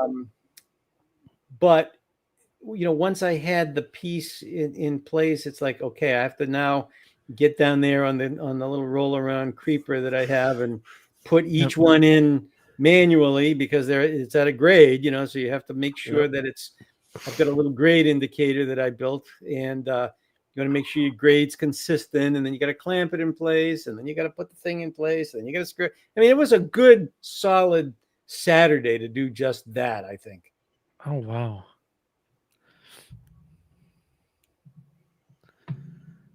We saw that one. And this is the 10 penny nail of doom. Yep. And then we're back. That's the prepped area. And now we're beginning the lower level there. We saw this one already with the little door. Yep, the mini door. And there's the I always call it the $60 level. Yeah. Dave, give me the $60 level. All right. It's a pretty fancy bubble stick. Yeah. Bubble stick. That's what I call it, the bubble stick. Give me the bubble stick. And there's the lower level plywood in place. So we covered this. Yep. So next photo should be new. Or not. Keep going. I thought we covered all of these already. What order are these in? I don't know. They're in the order that they came in the thing. Yeah, that's unfortunate. We'll blame the production. There'll be some dancing around here, obviously. Oh, this is just a view. This is a rare view of all of my staging that with the cars out of it, so I could clean it. So where you see a couple of freight cars there is the Allentown staging, and then in front of it is the Sayre staging, which comes from behind you on the right and then goes underneath over on the left and goes all the way down underneath. So it's that's another 20-something foot staging, but that's the North Conrail staging area.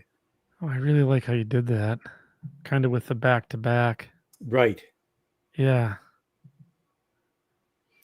So I'll just tell you what these are as we see them. So, well, here is there. I mean, hang on a second. Let's take a commercial break here. Maybe we can figure out the sorting. Yeah. Here, let's see what's going on. Why is Mike showing you a picture of his laundry tub? Yeah. Yeah. So I must have. Let's share this, and see if I can't get some better index on this. and you can guide me as the production value continues to reach new heights here on the Second Section podcast. No, but you know what we're conveying here? We are conveying the chaos of all of this work and the interactions between all of the competing elements of it. Yeah. This is what I have. See that, think again. So they're all indexed, it looks like, by a timestamp here. So I must have some stuff goofed up, because this is how it came to me. Sorted by date. Yeah, because that's really that. Go up the sort and see if it can get up the sort right there. Or go to view and say by date. View. So I go list, or I can do sort by date. No, okay. I'm talking about the top line menu there. Just click on view. View. Yeah. View. What are you doing? I don't know. I'm doing what you're telling me to do. Click on view. There should be a drop down, right? Yeah, I just clicked it. Oh, I don't see that. Yeah, it's not dropping down. It says I don't see the drop details. Down. Oh, there you go. And now, just click on the date column header. There you go. And maybe that'll do it.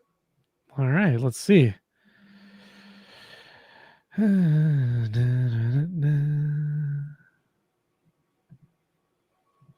So is this the right order of things now? I can't tell from this view, but I'll tell if you show me the thumbnails. Oh yeah. I'm showing the wrong deal here. These poor people that are watching this. Scintillating video. It's let's be honest. These guys, after almost 4 years, they've come to expect this out of us. And this is nothing new for them. So not Hollywood. It's not supposed to be. No. This is our 100th show. This is 100? This is 100. Wow. Seriously, why didn't you say something? I didn't want to make a big deal out of it. Oh my God, do it 100. That's pretty cool. This is where we start. So when go back one, Andy. That's we didn't talk about it. Well, we talked about it. We didn't see it. But yeah, that's that hockey stick shaped piece that I had to make up to so the bottom right, the top right end is the abutment end, the socket end, and then the left end had to sort of dovetail with existing plywood and existing track. So that's why it looks like that. I think I put some cardboard under the cork just to not damage it while I was trying to thread it in place. Ugh. So if we go through these, yeah, if we can get to the other section, it should be in order. Yeah, start there. Well, no, I guess not. Wow. Yeah. All right. So I did these in order by date, and now they're all jacked up even worse. So I will try to remember in 6 months, when we do another one, that I'll have to indicate what the order is somehow. Yeah, we'll have to get that sorted out for next time here. Send them one picture at a time. Well, the problem is that Windows is not good in letting you display it in the order you want. I would have to take each file name and make it go like 0-1-, right. 2-, add it into the file name. And then when you get past too many, then it screws you up again. So there's no easy, good way to do it. So I think I'm getting somewhere now, but now this is just the reverse of it, and it doesn't make any sense because I'm at that hole in the wall. Let's go to the hole in the wall. I'll wing this. We're gonna wing this. You know what? Wing it. I will get us through this. We're gonna do it. We're gonna go to the hole in the wall. Right. All right, let's try it. We'll give her the old college. Wing it. And you got to remember, this mimics my experience in jumping from spot to spot in order to do this. So yeah, it's kind of, so what are we looking at here? So we're looking at two holes in a wall. This is the inside of my model shop. And behind you is where I do all my installs. You can see a little piece of the doorway in the bottom left-hand corner here. That goes into the main edition train room. The hole in the top right is where the Pocono Northeast will be coming into the model shop from that long section on the wall that we saw previously. The bottom hole, the lower hole, is at that new staging level. That is there entirely because my buddy Dave said, gee, it'd be pretty cool if you could model part of Scranton in here. And he wasn't wrong. And I said, Dave, you're killing me. And I had to think about that. And then I thought, yeah, I guess I could do it. So I did it. Oh, jeez. Look at this. So where did the tub, and the sink is still there. The sink is still there. There's an aisle there that I can get down to it. And you can turn around and switch the industry. You can see my milling machine in the background there.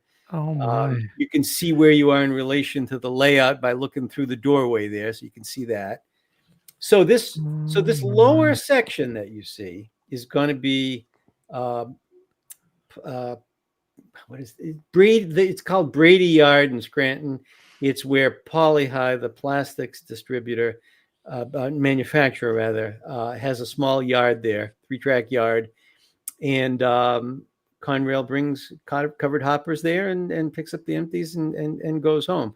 There'll be a stream the length of the peninsula. There'll be the tracks and some silos, and that's about it. That's going to be what we call scenic staging. So it'll be a scene. It'll have scenery.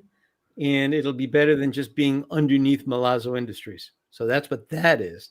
The upper part is where the Pocono Northeast will come into a big consignee of theirs called Celotex. And Celotex made ceiling tiles back in the day. That's right. Celotex in this spot, it's in Harding, Pennsylvania. Celotex is just a smudge on the landscape. You can't even tell exactly where it was. It was, I think, a Superfund site, like so many of the things that I modeled. What's cool about it is they didn't really have the environmental standards back then. No, not back then. So from the consignee standpoint, it's an important traffic item for the Pocono Northeast because this consignee got covered hoppers full of starch and also an occasional open hopper of coal. And it was just part of the whole manufacturing process. Oh, really? Ground up together and mixed with whatever, and there's your ceiling tile. So that'll be a decent sized industry that will be separated from this lower section by a backdrop. So you won't see one from the other. Nice. Oh, so right in here there'll be a backdrop, and it'll be a double-sided jobby. Yep. Oh, that is clever. And when you're standing in the aisle, the left-hand area there, you're just looking at a sky backdrop. It's already in place. Yep. And then you come around the corner here for the other side. You're in another world. Oh, now we've done it. So this is how I have made an already big layout bigger, because I needed real estate for these two consignees, which is driven by the traffic that we want to have as part of our operational scheme. Now I'm officially out of space. That's it. To expand the layout. And that's not a bad thing. It's big enough. You think so? And this was also strange. It's like giving up to me.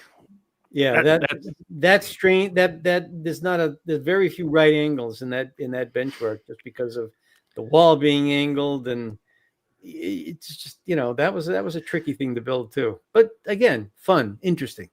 Huh. So I'm just waiting for the day when the wood shop gets consumed. And so the wood shop is safe, and I'll tell you why. And I will be honest, I looked at it with a critical eye at one point. It was a day where I stood there and said, do I really need a wood shop this big? But the Achilles heel of the wood shop is it's 3 steps up.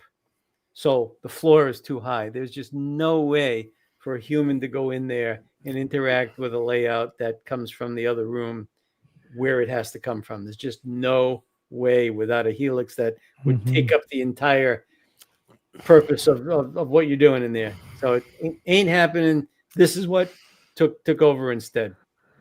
You know what's going to happen, Andy, right?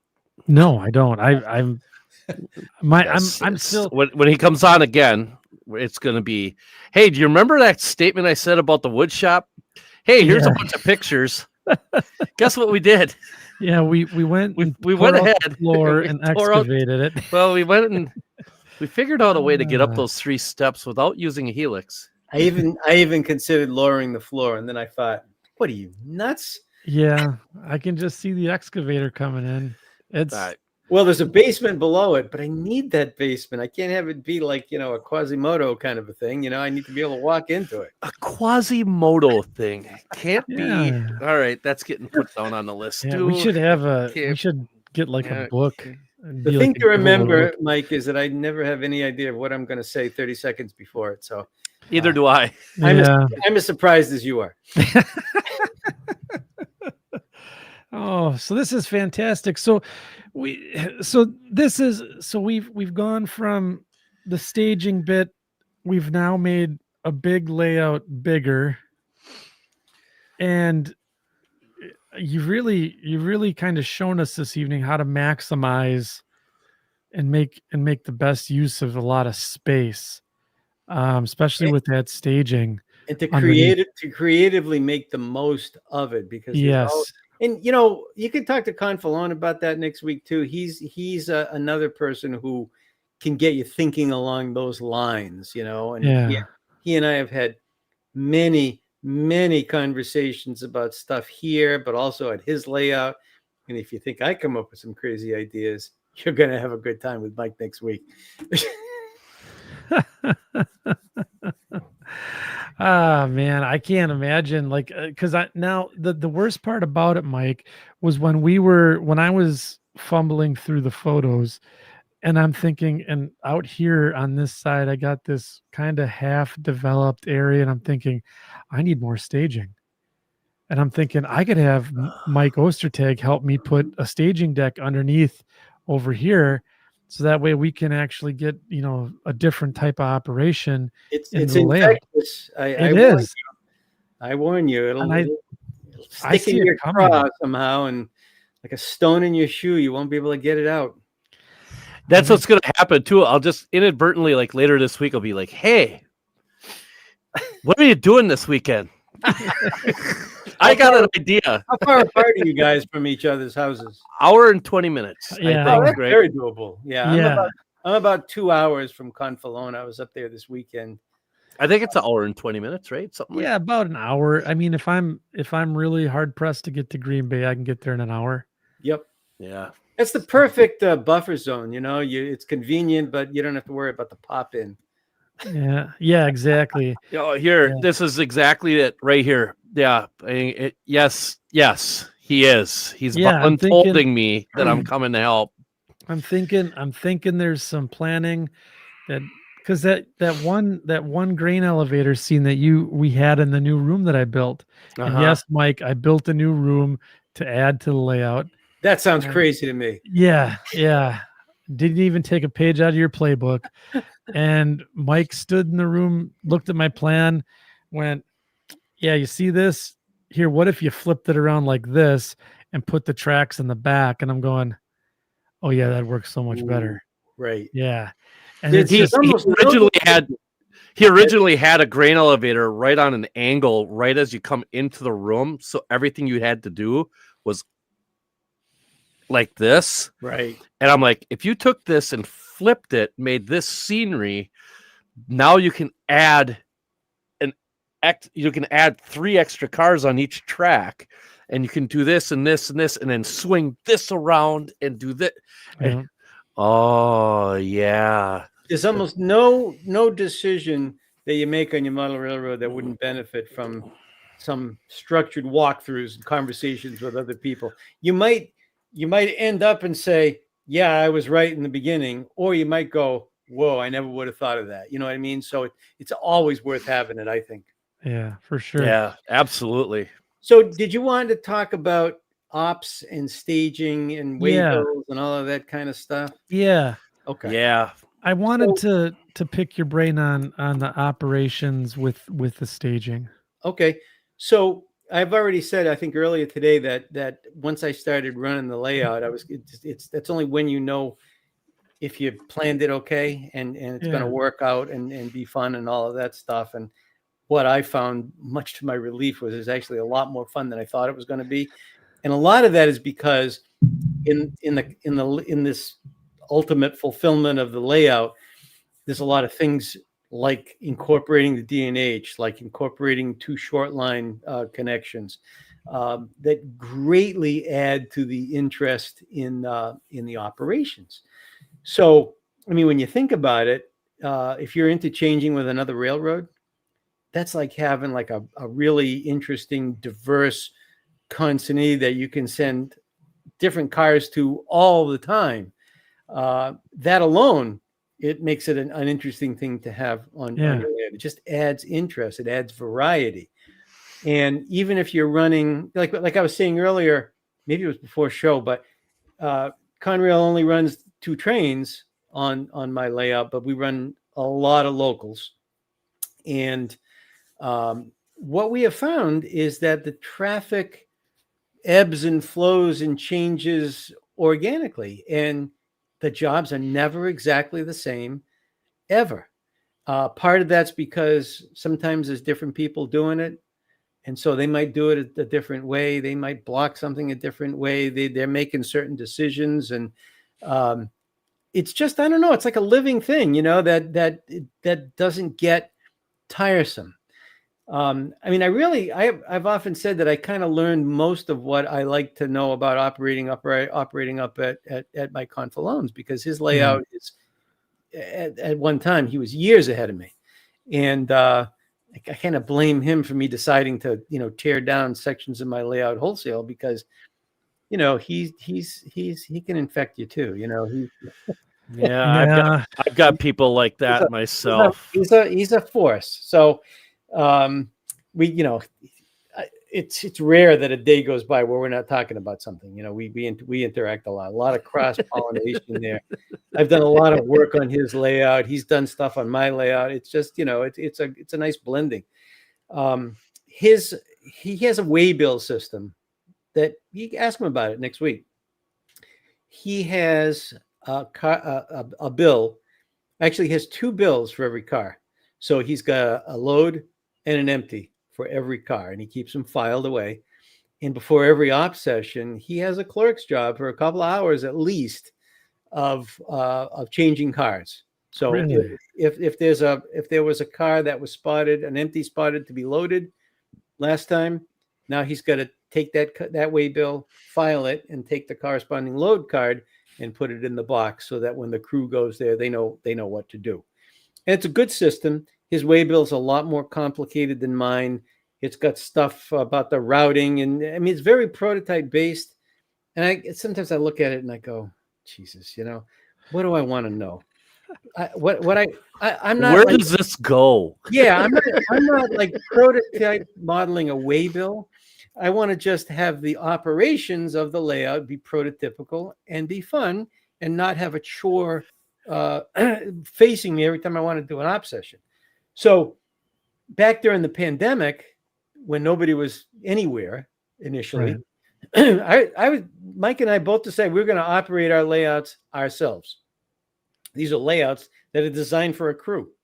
And what we found was it's kind of fun. And you really learn every nuance of every job when you're doing it all. Right. So that was very illustrative for me.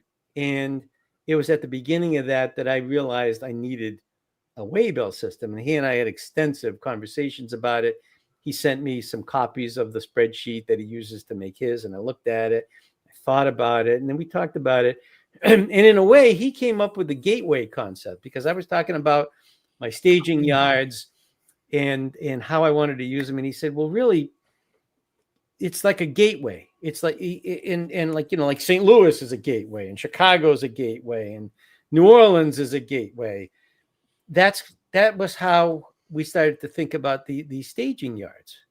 So on the card, there's routing, because, you know, you're giving instructions as to, you know, it's comes from Allentown to Pittston to P&E to Avoca. You know what I mean? That might be your routing.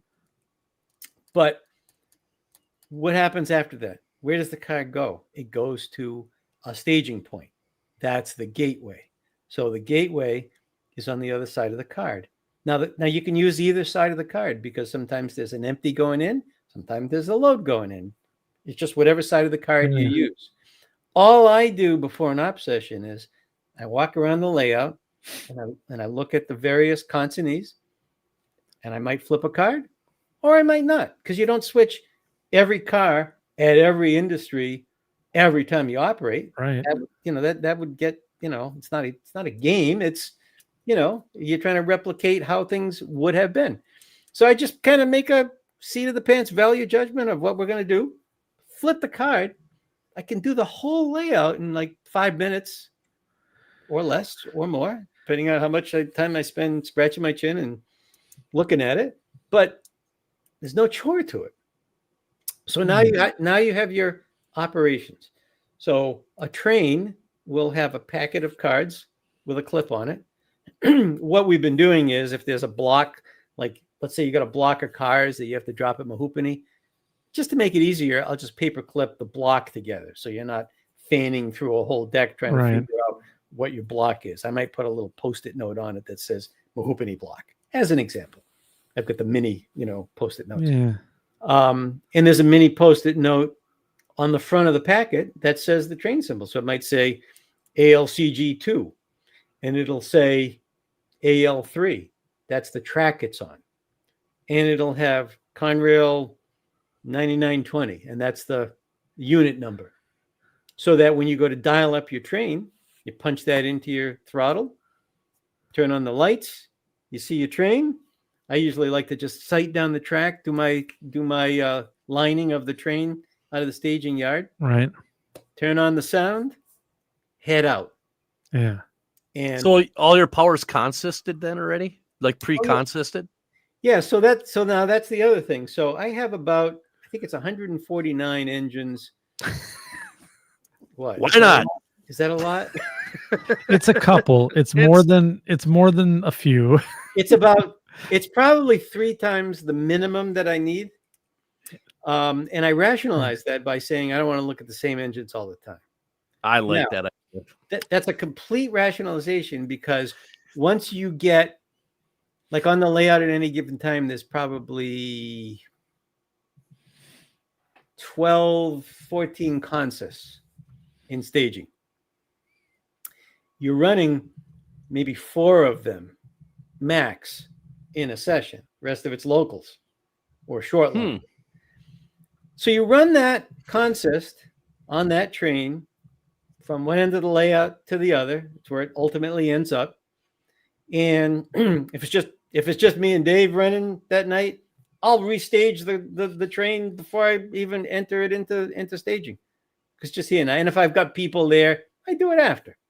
So, but it doesn't take. It's very easy to restage a train. You're just basically swapping the blocks, and the caboose and the power get swapped, and that's it. So all you need is a couple tracks to do that. So now that train goes in. You might not see that train for 6 weeks, 2 months. Who knows when you'll see that train again with that consist, which, by the way, is a different unit leading. So it doesn't look like the same old thing. So it might be months before you see the exact consist that you ran with that same leader, and you have no memory. If you have got a memory like mine, you have no memory of that whatsoever. So you get these 14 or 12 consists on the layout, and they're all tuned and tweaked, and the lighting is just right, so the middle units don't light up and all of that, and the incentive to break those up is greatly diminished because you kind of don't need to. So, and of course, I get my engine thing satisfied because the D&H was always running 5 and 6 unit consists. So Conrail's running 3 and 4 unit consists. So there's a lot of engines on the layout at any given time. Each staging yard and each major yard has its own booster, so I'm not worried about turn on surges, when you power things up. And basically the whole layout operates off the Power Pro, the base station, so I've had 0 issues with power on the layout.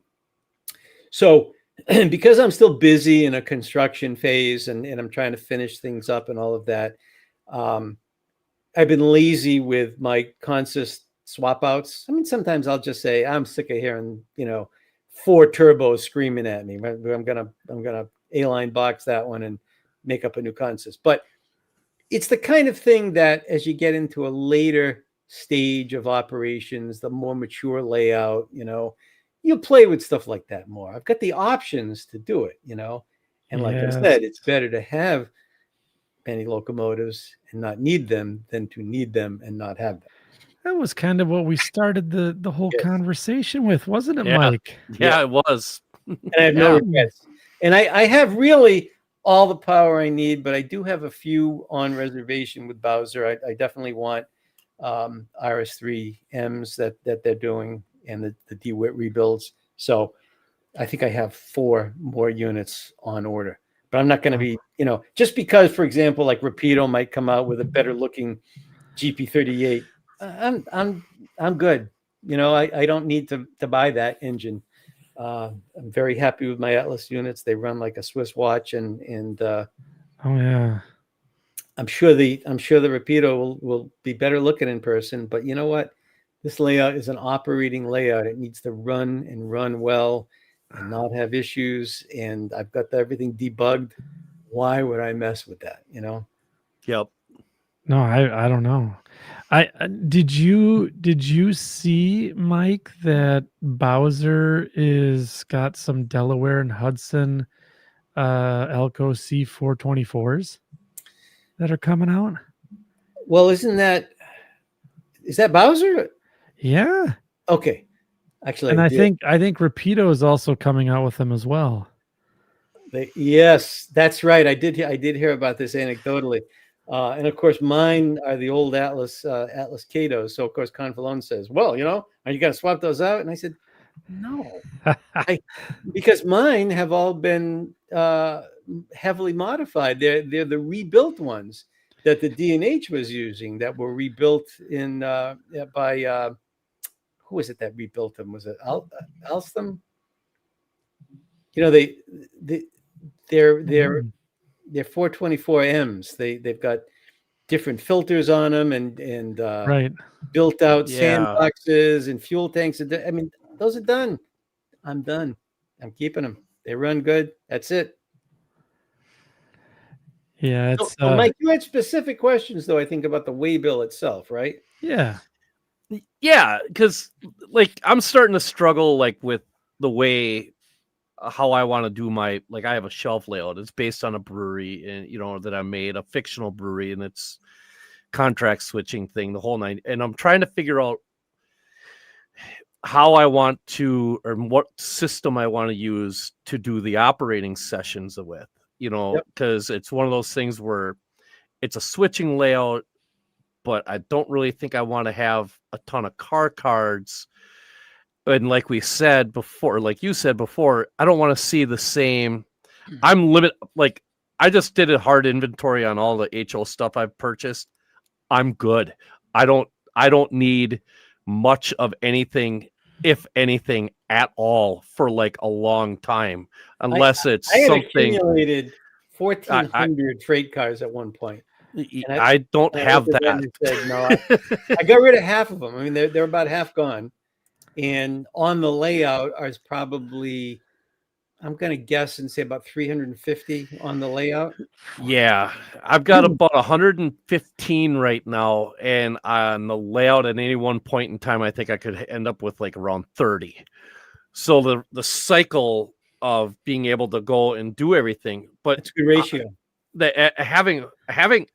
Having said all that, the issue I'm coming up with is you have computer generated car systems, you have Excel based car systems, you have car cards, you have switch lists, you have all these things to choose from, and yet some people find that fun.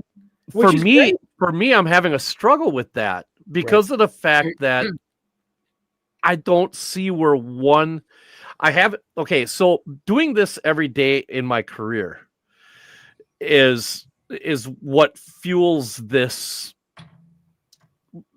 questioning of how this should really work, is because I don't see. I want when somebody, like when Andy comes over to my house, I want him to feel like he's actually going to work at that brewery. This is this is what the job is going to be. This is your job. This is how it is. I don't want you fumbling through all sorts of stuff. I want, as close to a realistic experience as possible.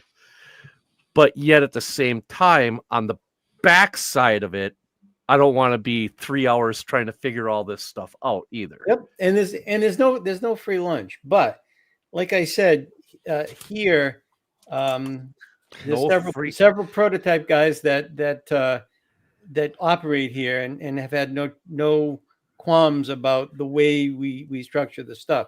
So I'll walk you through like one industry as an example, and how we keep it fresh. Right. Yeah. But I'll pick. Okay. I don't want to pick something huge like Mahupani, but not something small like a grain elevator. So I'll pick a medium-sized industry. We're going to talk about the potlatch plant at Ransom. It's a tissue plant. So that plant gets empties for finished goods out. It gets pulp in boxcars and an occasional tank car. Okay. Now, there are 3 boxes at Ransom. Actually, no, I'm sorry. There are just 2 boxes. And when I say boxes, these are the little wooden boxes that you see attached to the fascia that hold the cards. Yep. So if you were to be at Pittston Yard and you're on the Ram job, and nobody can tell me why they called it that, but the Ram job switched the yard and then went up the line and switched out this tissue mill. So if you're on that job, at the yard, I have a box for each track. If there's 8 tracks, 8 boxes. And I number 1 to 8 from the aisle in. I don't worry about the prototype numbers because it's not that meaningful to me. I can count from 1 to 8, and I know 1 is near me, always at the aisle. And then the contents of the tracks is matched to the cards that are in the box for that track. So at any given time, if you're looking at the yard and you want to know where your train is, you can tell very easily because you just look at the boxes and you look for a card that says Ransom, and there's, usually we've put a caboose. I think that one gets done without a caboose now that I think about it. But usually a local would already have a caboose on it, and you get your power from the house and you go down there and tie on and head out. So you've got this little packet of cards. I usually put it in my shirt pocket, back pocket, whatever, if you're not a shirt pocket kind of guy. And when you get to Ransom to switch the mill, first thing you do is you look in the boxes and see what's there. You've qualified for the job. You know where shipping is, and you know where receiving is, and it's fairly obvious anyway. But if you look at shipping and there are loaded cars, you know, you got to pull those cars. And you've got empties in your train that, you know, you have to spot there. And all you do is take the cards rather, that are loaded and put them in your pocket. And you take the cards that are empty and you put them in the box. And then it's all how you want to do the moves to accomplish it. That's the interesting part, right? Now, if you had a switch list, you could determine what you had to do from the switch list, but some poor soul would have to make that up every time. There's no making up on this. By putting the cards in your pocket in the boxes and taking the cards from the boxes in your pocket and bringing it back with you, that's it. That's all you're doing. Well, how do you determine what cars go to that spot? Oh, because it says on the waybill. No, I mean, how do you determine what cars get that waybill? I guess that's where the hang-up comes. No, each car has its own waybill. So each car has a unique waybill. Oh. So it's you know, it's a waybill in name only, because really a waybill should be able to go in any car, but then that becomes a job. You got to have pockets and waybills you take out. Right. Well, I've done that. It's that's not for me. Yeah, it's kind of cool because you just have just one card, and it's double-sided, right, Mike? Correct. Now, yeah, some people say, "Oh, what if you dropped them?" Oh, well, first of all, in the 6 years I've been doing it, that hasn't happened. But if it did, I think we could figure it out just by what's in the train and what's at the industry. Like, it wouldn't be like this problem that would cause you to never do it that way. Double-sided is the way to go, because now you're not doing a filing job like my buddy MC has to do, you know? So, well, I mean, you know, I actually almost had him convinced to make them, I said, just stick them together, you know, take your empty and your load and just stick them together. And I had him thinking about it, but he said it would just be too massive of a job because his cards aren't all identical in size. So, but I mean, it's the same idea, you know? Now you get back to Pittston Yard with your local. My buddy Dave is assembling these cars either for a southbound or a northbound train based on the gateway. The gateway either says Buffalo or it says Allentown. So he usually has the Allentowns depart from the south end of the yard and the Buffaloes depart from the north end of the yard. And ultimately the road train comes through and picks up that cut of cars and ends up at the opposite staging yard. What happens then? You might look at that train and just swap the blocks and stage it and worry about nothing. Or some car or group of cars might stand out to you and you say, I'm sick of looking at those. Those right. Cars come off the train and they go in an A-line box along with the cards. Yeah. The cards and the car in the A-line box. You take 4 or 5 other cars that you haven't seen in a while. Oh, I forgot I had these, and you put those in the train, and that you can do that in minutes. You know what I mean? It's a 5-minute thing to restage a train. 10 minutes if you're really being a fuss budget about it. But is no drudgery, continuous operation. I can go down there and pick any job and start where I left off, and it doesn't muck anything up. And if I want to have 4 guys over for an op session, we just start where I left off. You know what I mean? It's perpetual operation. So it's just frozen in suspended animation in between operations. There's no non-railroady kind of task to do in order to operate. Now, right. That's what I wanted to achieve.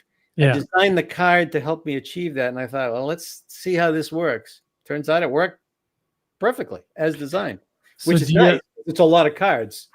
So then do you have any like bookkeeping with like track warrants and anything like that nope. Need to be all filled out? Nope. So you've simplified the process essentially. So I have, and I have operated on layouts that have the opposite of that. You know, for people who really enjoy that kind of stuff, you know, bless you. You know, do what you do. Sure. It's your own layout. You should do what you want to do. We have operated with radios and you know what I mean, Form Ds and I've done timetable operation at Scott Mason and I were guests at Bill Darnaby's layout one time out near Chicago, and I think Tony Custer was there, and I think Tony was the guy who got us in there. And of course, I'm totally unfamiliar with timetable operation and totally unfamiliar with Darnaby's layout. And this was proven in the cornfield meet I achieved with Tony Custer at one point. Was there any floor models? No, but I said to Tony, one of us got to back up, don't we? I bet it should be me. Yeah. So, I mean, that was interesting. I'm glad I had that experience. Would I want to have my op sessions be that way? That's just not me. I'm not modeling I guess that was the 40s or something, or the 30s that he was modeling. Yeah. I mean, and there's a stress level that you want to manage that comes along with it too, right, Mike? I mean, you don't want, this is supposed to be fun and relaxing where you guys can joke around, have a good time, and have a bit of social aspect. Said is my motto. It's supposed to be fun. If it's not fun, you're probably not doing it right, or you need to change something. I know people that stress about this, and I'm thinking, I don't know about you. I get enough stress elsewhere. I don't need my hobby causing me stress. Yeah. So and I think there's lots of options out there. I mean, we just had, Steve from Train Waybills on last week, right? And he's got a digital system. Some people prefer the tactile, of actually having a physical waybill or car card in their hand. And some people prefer switchless. I saw a really good video on YouTube. Tim Garland, Seaboard Central. Yep. Tim's got a great layout. Yeah. And he did a fantastic demonstration on how he sets up a switch list for operation. And it's very like current day engineer, like you're at work type of scenario, Mike. Yep. And you should check that out, and then just kind of weigh out like which one you like. And like for me, I'm already, I thought I was gonna like the JMRI path, but I already have started to talk myself out of it because it's just I like the freedom to be able to pull that Chicago Northwestern gondola off of the layout, put it in my set of drawers that I have, let it sit there for 6 months, bring it back out later, and rotate all of my rolling stock in. Exactly, and that's what I'm able to do easily. Yeah. We operate the layout very prototypically. All of the jobs are based on how they used to do them back in the day. The consignees are all prototypically based. The cars are very much prototypically based. But the task of what cars do I get from where to where, I want that to be straightforward. And that way I'm thinking about how I'm operating and my interactions with other operators and that kind of stuff. I think down the road, I can see we'll incorporate some signaling and prototypically operating interlockings and things like that. Back in my era, Pittston Junction was signaled, and DuPont was certainly signaled, and the crossovers at YG were definitely signaled. So a lot of the signaling on my line came down during some Hurricane Agnes, I think. But the ones that were there in my era, I'd like to do. Yeah. But that's like another whole category of modeling and engineering. I've got a buddy that just like knows this stuff cold. So I will definitely reach out to him for assistance on that, but I've also learned that you've got to understand everything that's in your layout. You know what I mean? Because if you don't, that will come back to bite you. Yeah, that's just my issue right now, is making sure that now that I'm at a point where once I get the place cleaned up a little bit, I want to have guys over. I want them to enjoy it for a shakedown. I want the feedback. I want the input. My layout's not going to be if you got 2 guys over there, that's going to be plenty. Yeah. You know, so, I mean, that's a different set of issues. And, you know, the more bodies you add, the other thing I found is the more people management you have to do during an ops session, you know. So even though this layout could accommodate a lot more people, I like 5 as my top, and I'm one of them. You know what I mean? Right. So 4 buddies. yeah. And then that means that everybody's doing stuff, everybody's operating, having a good time. People aren't sitting around jawboning, you know, and clogging up the aisles and all of that, because it's always pinch points. You know what I mean? So, and again, in that kind of a session, gee, I can even run a train too, you know. But when it's a bigger session, you're a road foreman basically. You know what I mean? Yep. You're not on the crew really.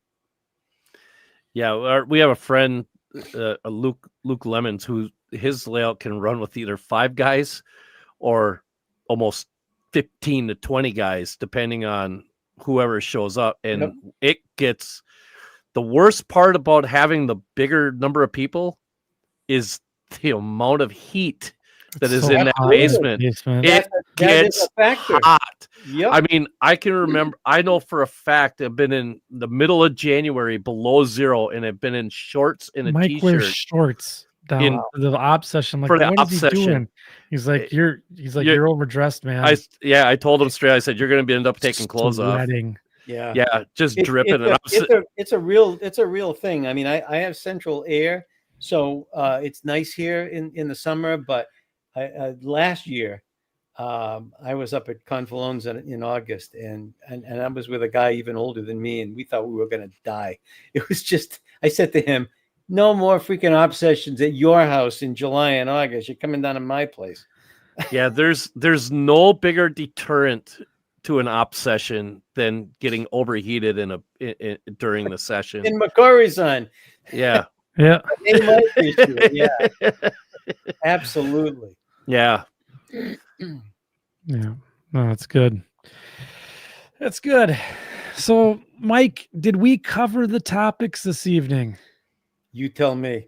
I think so. I think we got her tonight. I know I meandered all over the place, but I mean, I think it was well.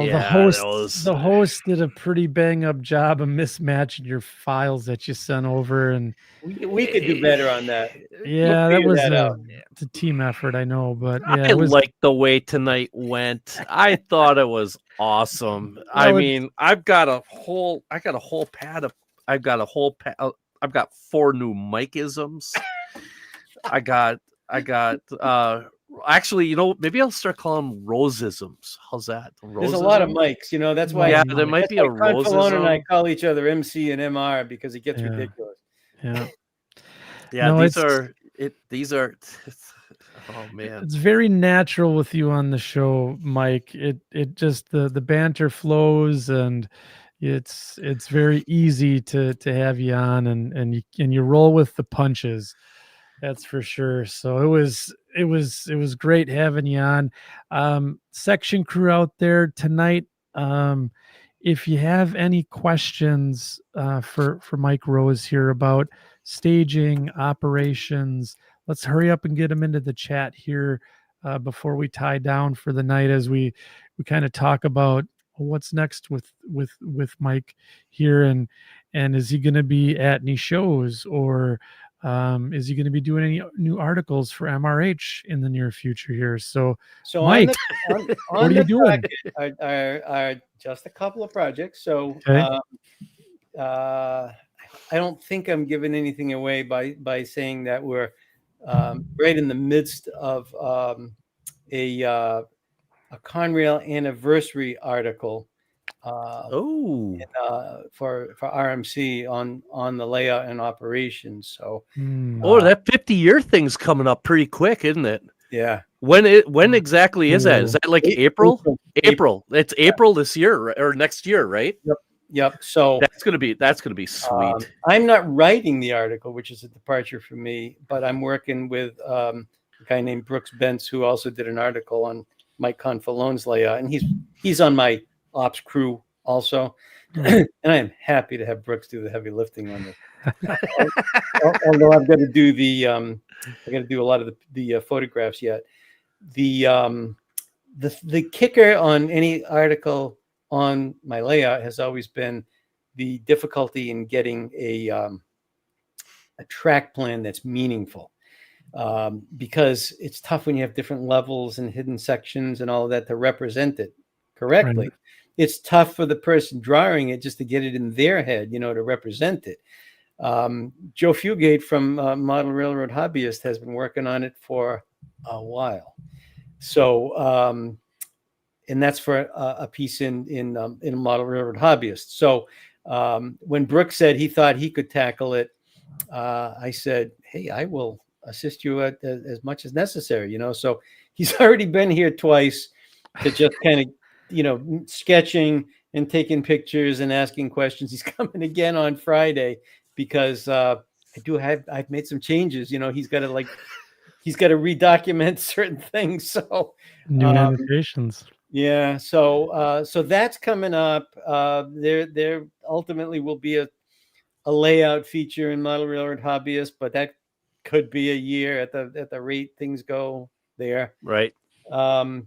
I'm planning on attending the Valley Forge meet again in March, and I hope to also go to the New England Proto meet in it's either like the last day of May and then a couple days in June, or it's all in June. Depends how the calendar falls. That's always a really, really nice event. And beyond that, I just visit grandchildren. It's just what I do. That's awesome. That is a good Florida, back and forth to New York, lather, rinse, repeat. They're awfully cute. So it's worth it, but man, is it take up time. I am a new grandfather myself, 8 months and 6 months respectively. Congratulations. And thank you, both boys. One lives an hour and 10 minutes away and the other lives 15 minutes away. So it's I get to see them all the time, and it's this whole grandpa thing. I've only heard stories about it before, but so far everybody's been telling me the what to expect, and they're all right. This is pretty cool. Good. I don't even mind changing diapers. It's just yeah, you can just go like this. He smells here. And to answer Justin's question in the chat there, yeah, that's one of the things he needs to document. So is to draw the new woodshop expansion. Yeah. Yes. Justin has been paying attention. I see a lot of the guys popping on there also on crew calls. So they've been following along a lot of the work in process stuff. Yeah. Yeah. That we should make a mention about that. So you have a pretty stout Facebook group out there. It's called Crew Call with Mike Rose, correct? Yes. Yeah, and it's not the easiest thing to find on Facebook because the name got changed from something I was doing with Scott Mason, and I think it was Mike and Scotty Live at one point. So now Scott just comes on the podcast, but it's Crew Call with Mike Rose is the podcast. Yeah. Has Scott officially retired from baseball yet? I don't think so. In fact, he just hit some kind of baseball milestone this year. Yeah, I saw the pictures. He's all full of it, so I doubt it. Yeah. So there's Mike's Facebook page there, Crew Call with Mike Rose, over 5,000 members. So if you guys have not been a part of this, it's a really good group of modelers. And then Mike showing off all of the work that goes on his layout. It's really it's become kind of a blog in that regard. Yeah. But the other neat thing about it is there's a lot of Pennsylvania people on the group. Although a lot of the audience has grown exponentially over the last couple of years for reasons I can't fully understand, but they're all over the world now. But and there's Dan Yelton, Dan Notley. He that's the guy who made the 3D scan of me. Oh, really? Yeah, you can buy a little Mike Rose if you can't get enough of me. All right. Deal. I have to paint one up for one of the grandkids, so that's kind of why I submitted. But does he have one of you in HO scale? Yeah. All right. I go out in a lot of the kits, apparently. I mean, it's not just me. It's there's a whole. Basically, he was scanning a bunch of people at the New England meet. So, cool. It was just a fun thing to do. He's a nice guy. We'll have to check in with the Yelton models there, and I'll have to put you in here on the wall of fame here next to the depot and all that. So I have you guys rail fanning the exploits of the trains as they go by. For whatever reason, Mike Rose is now in northern Wisconsin. Hey, it's the 80s here.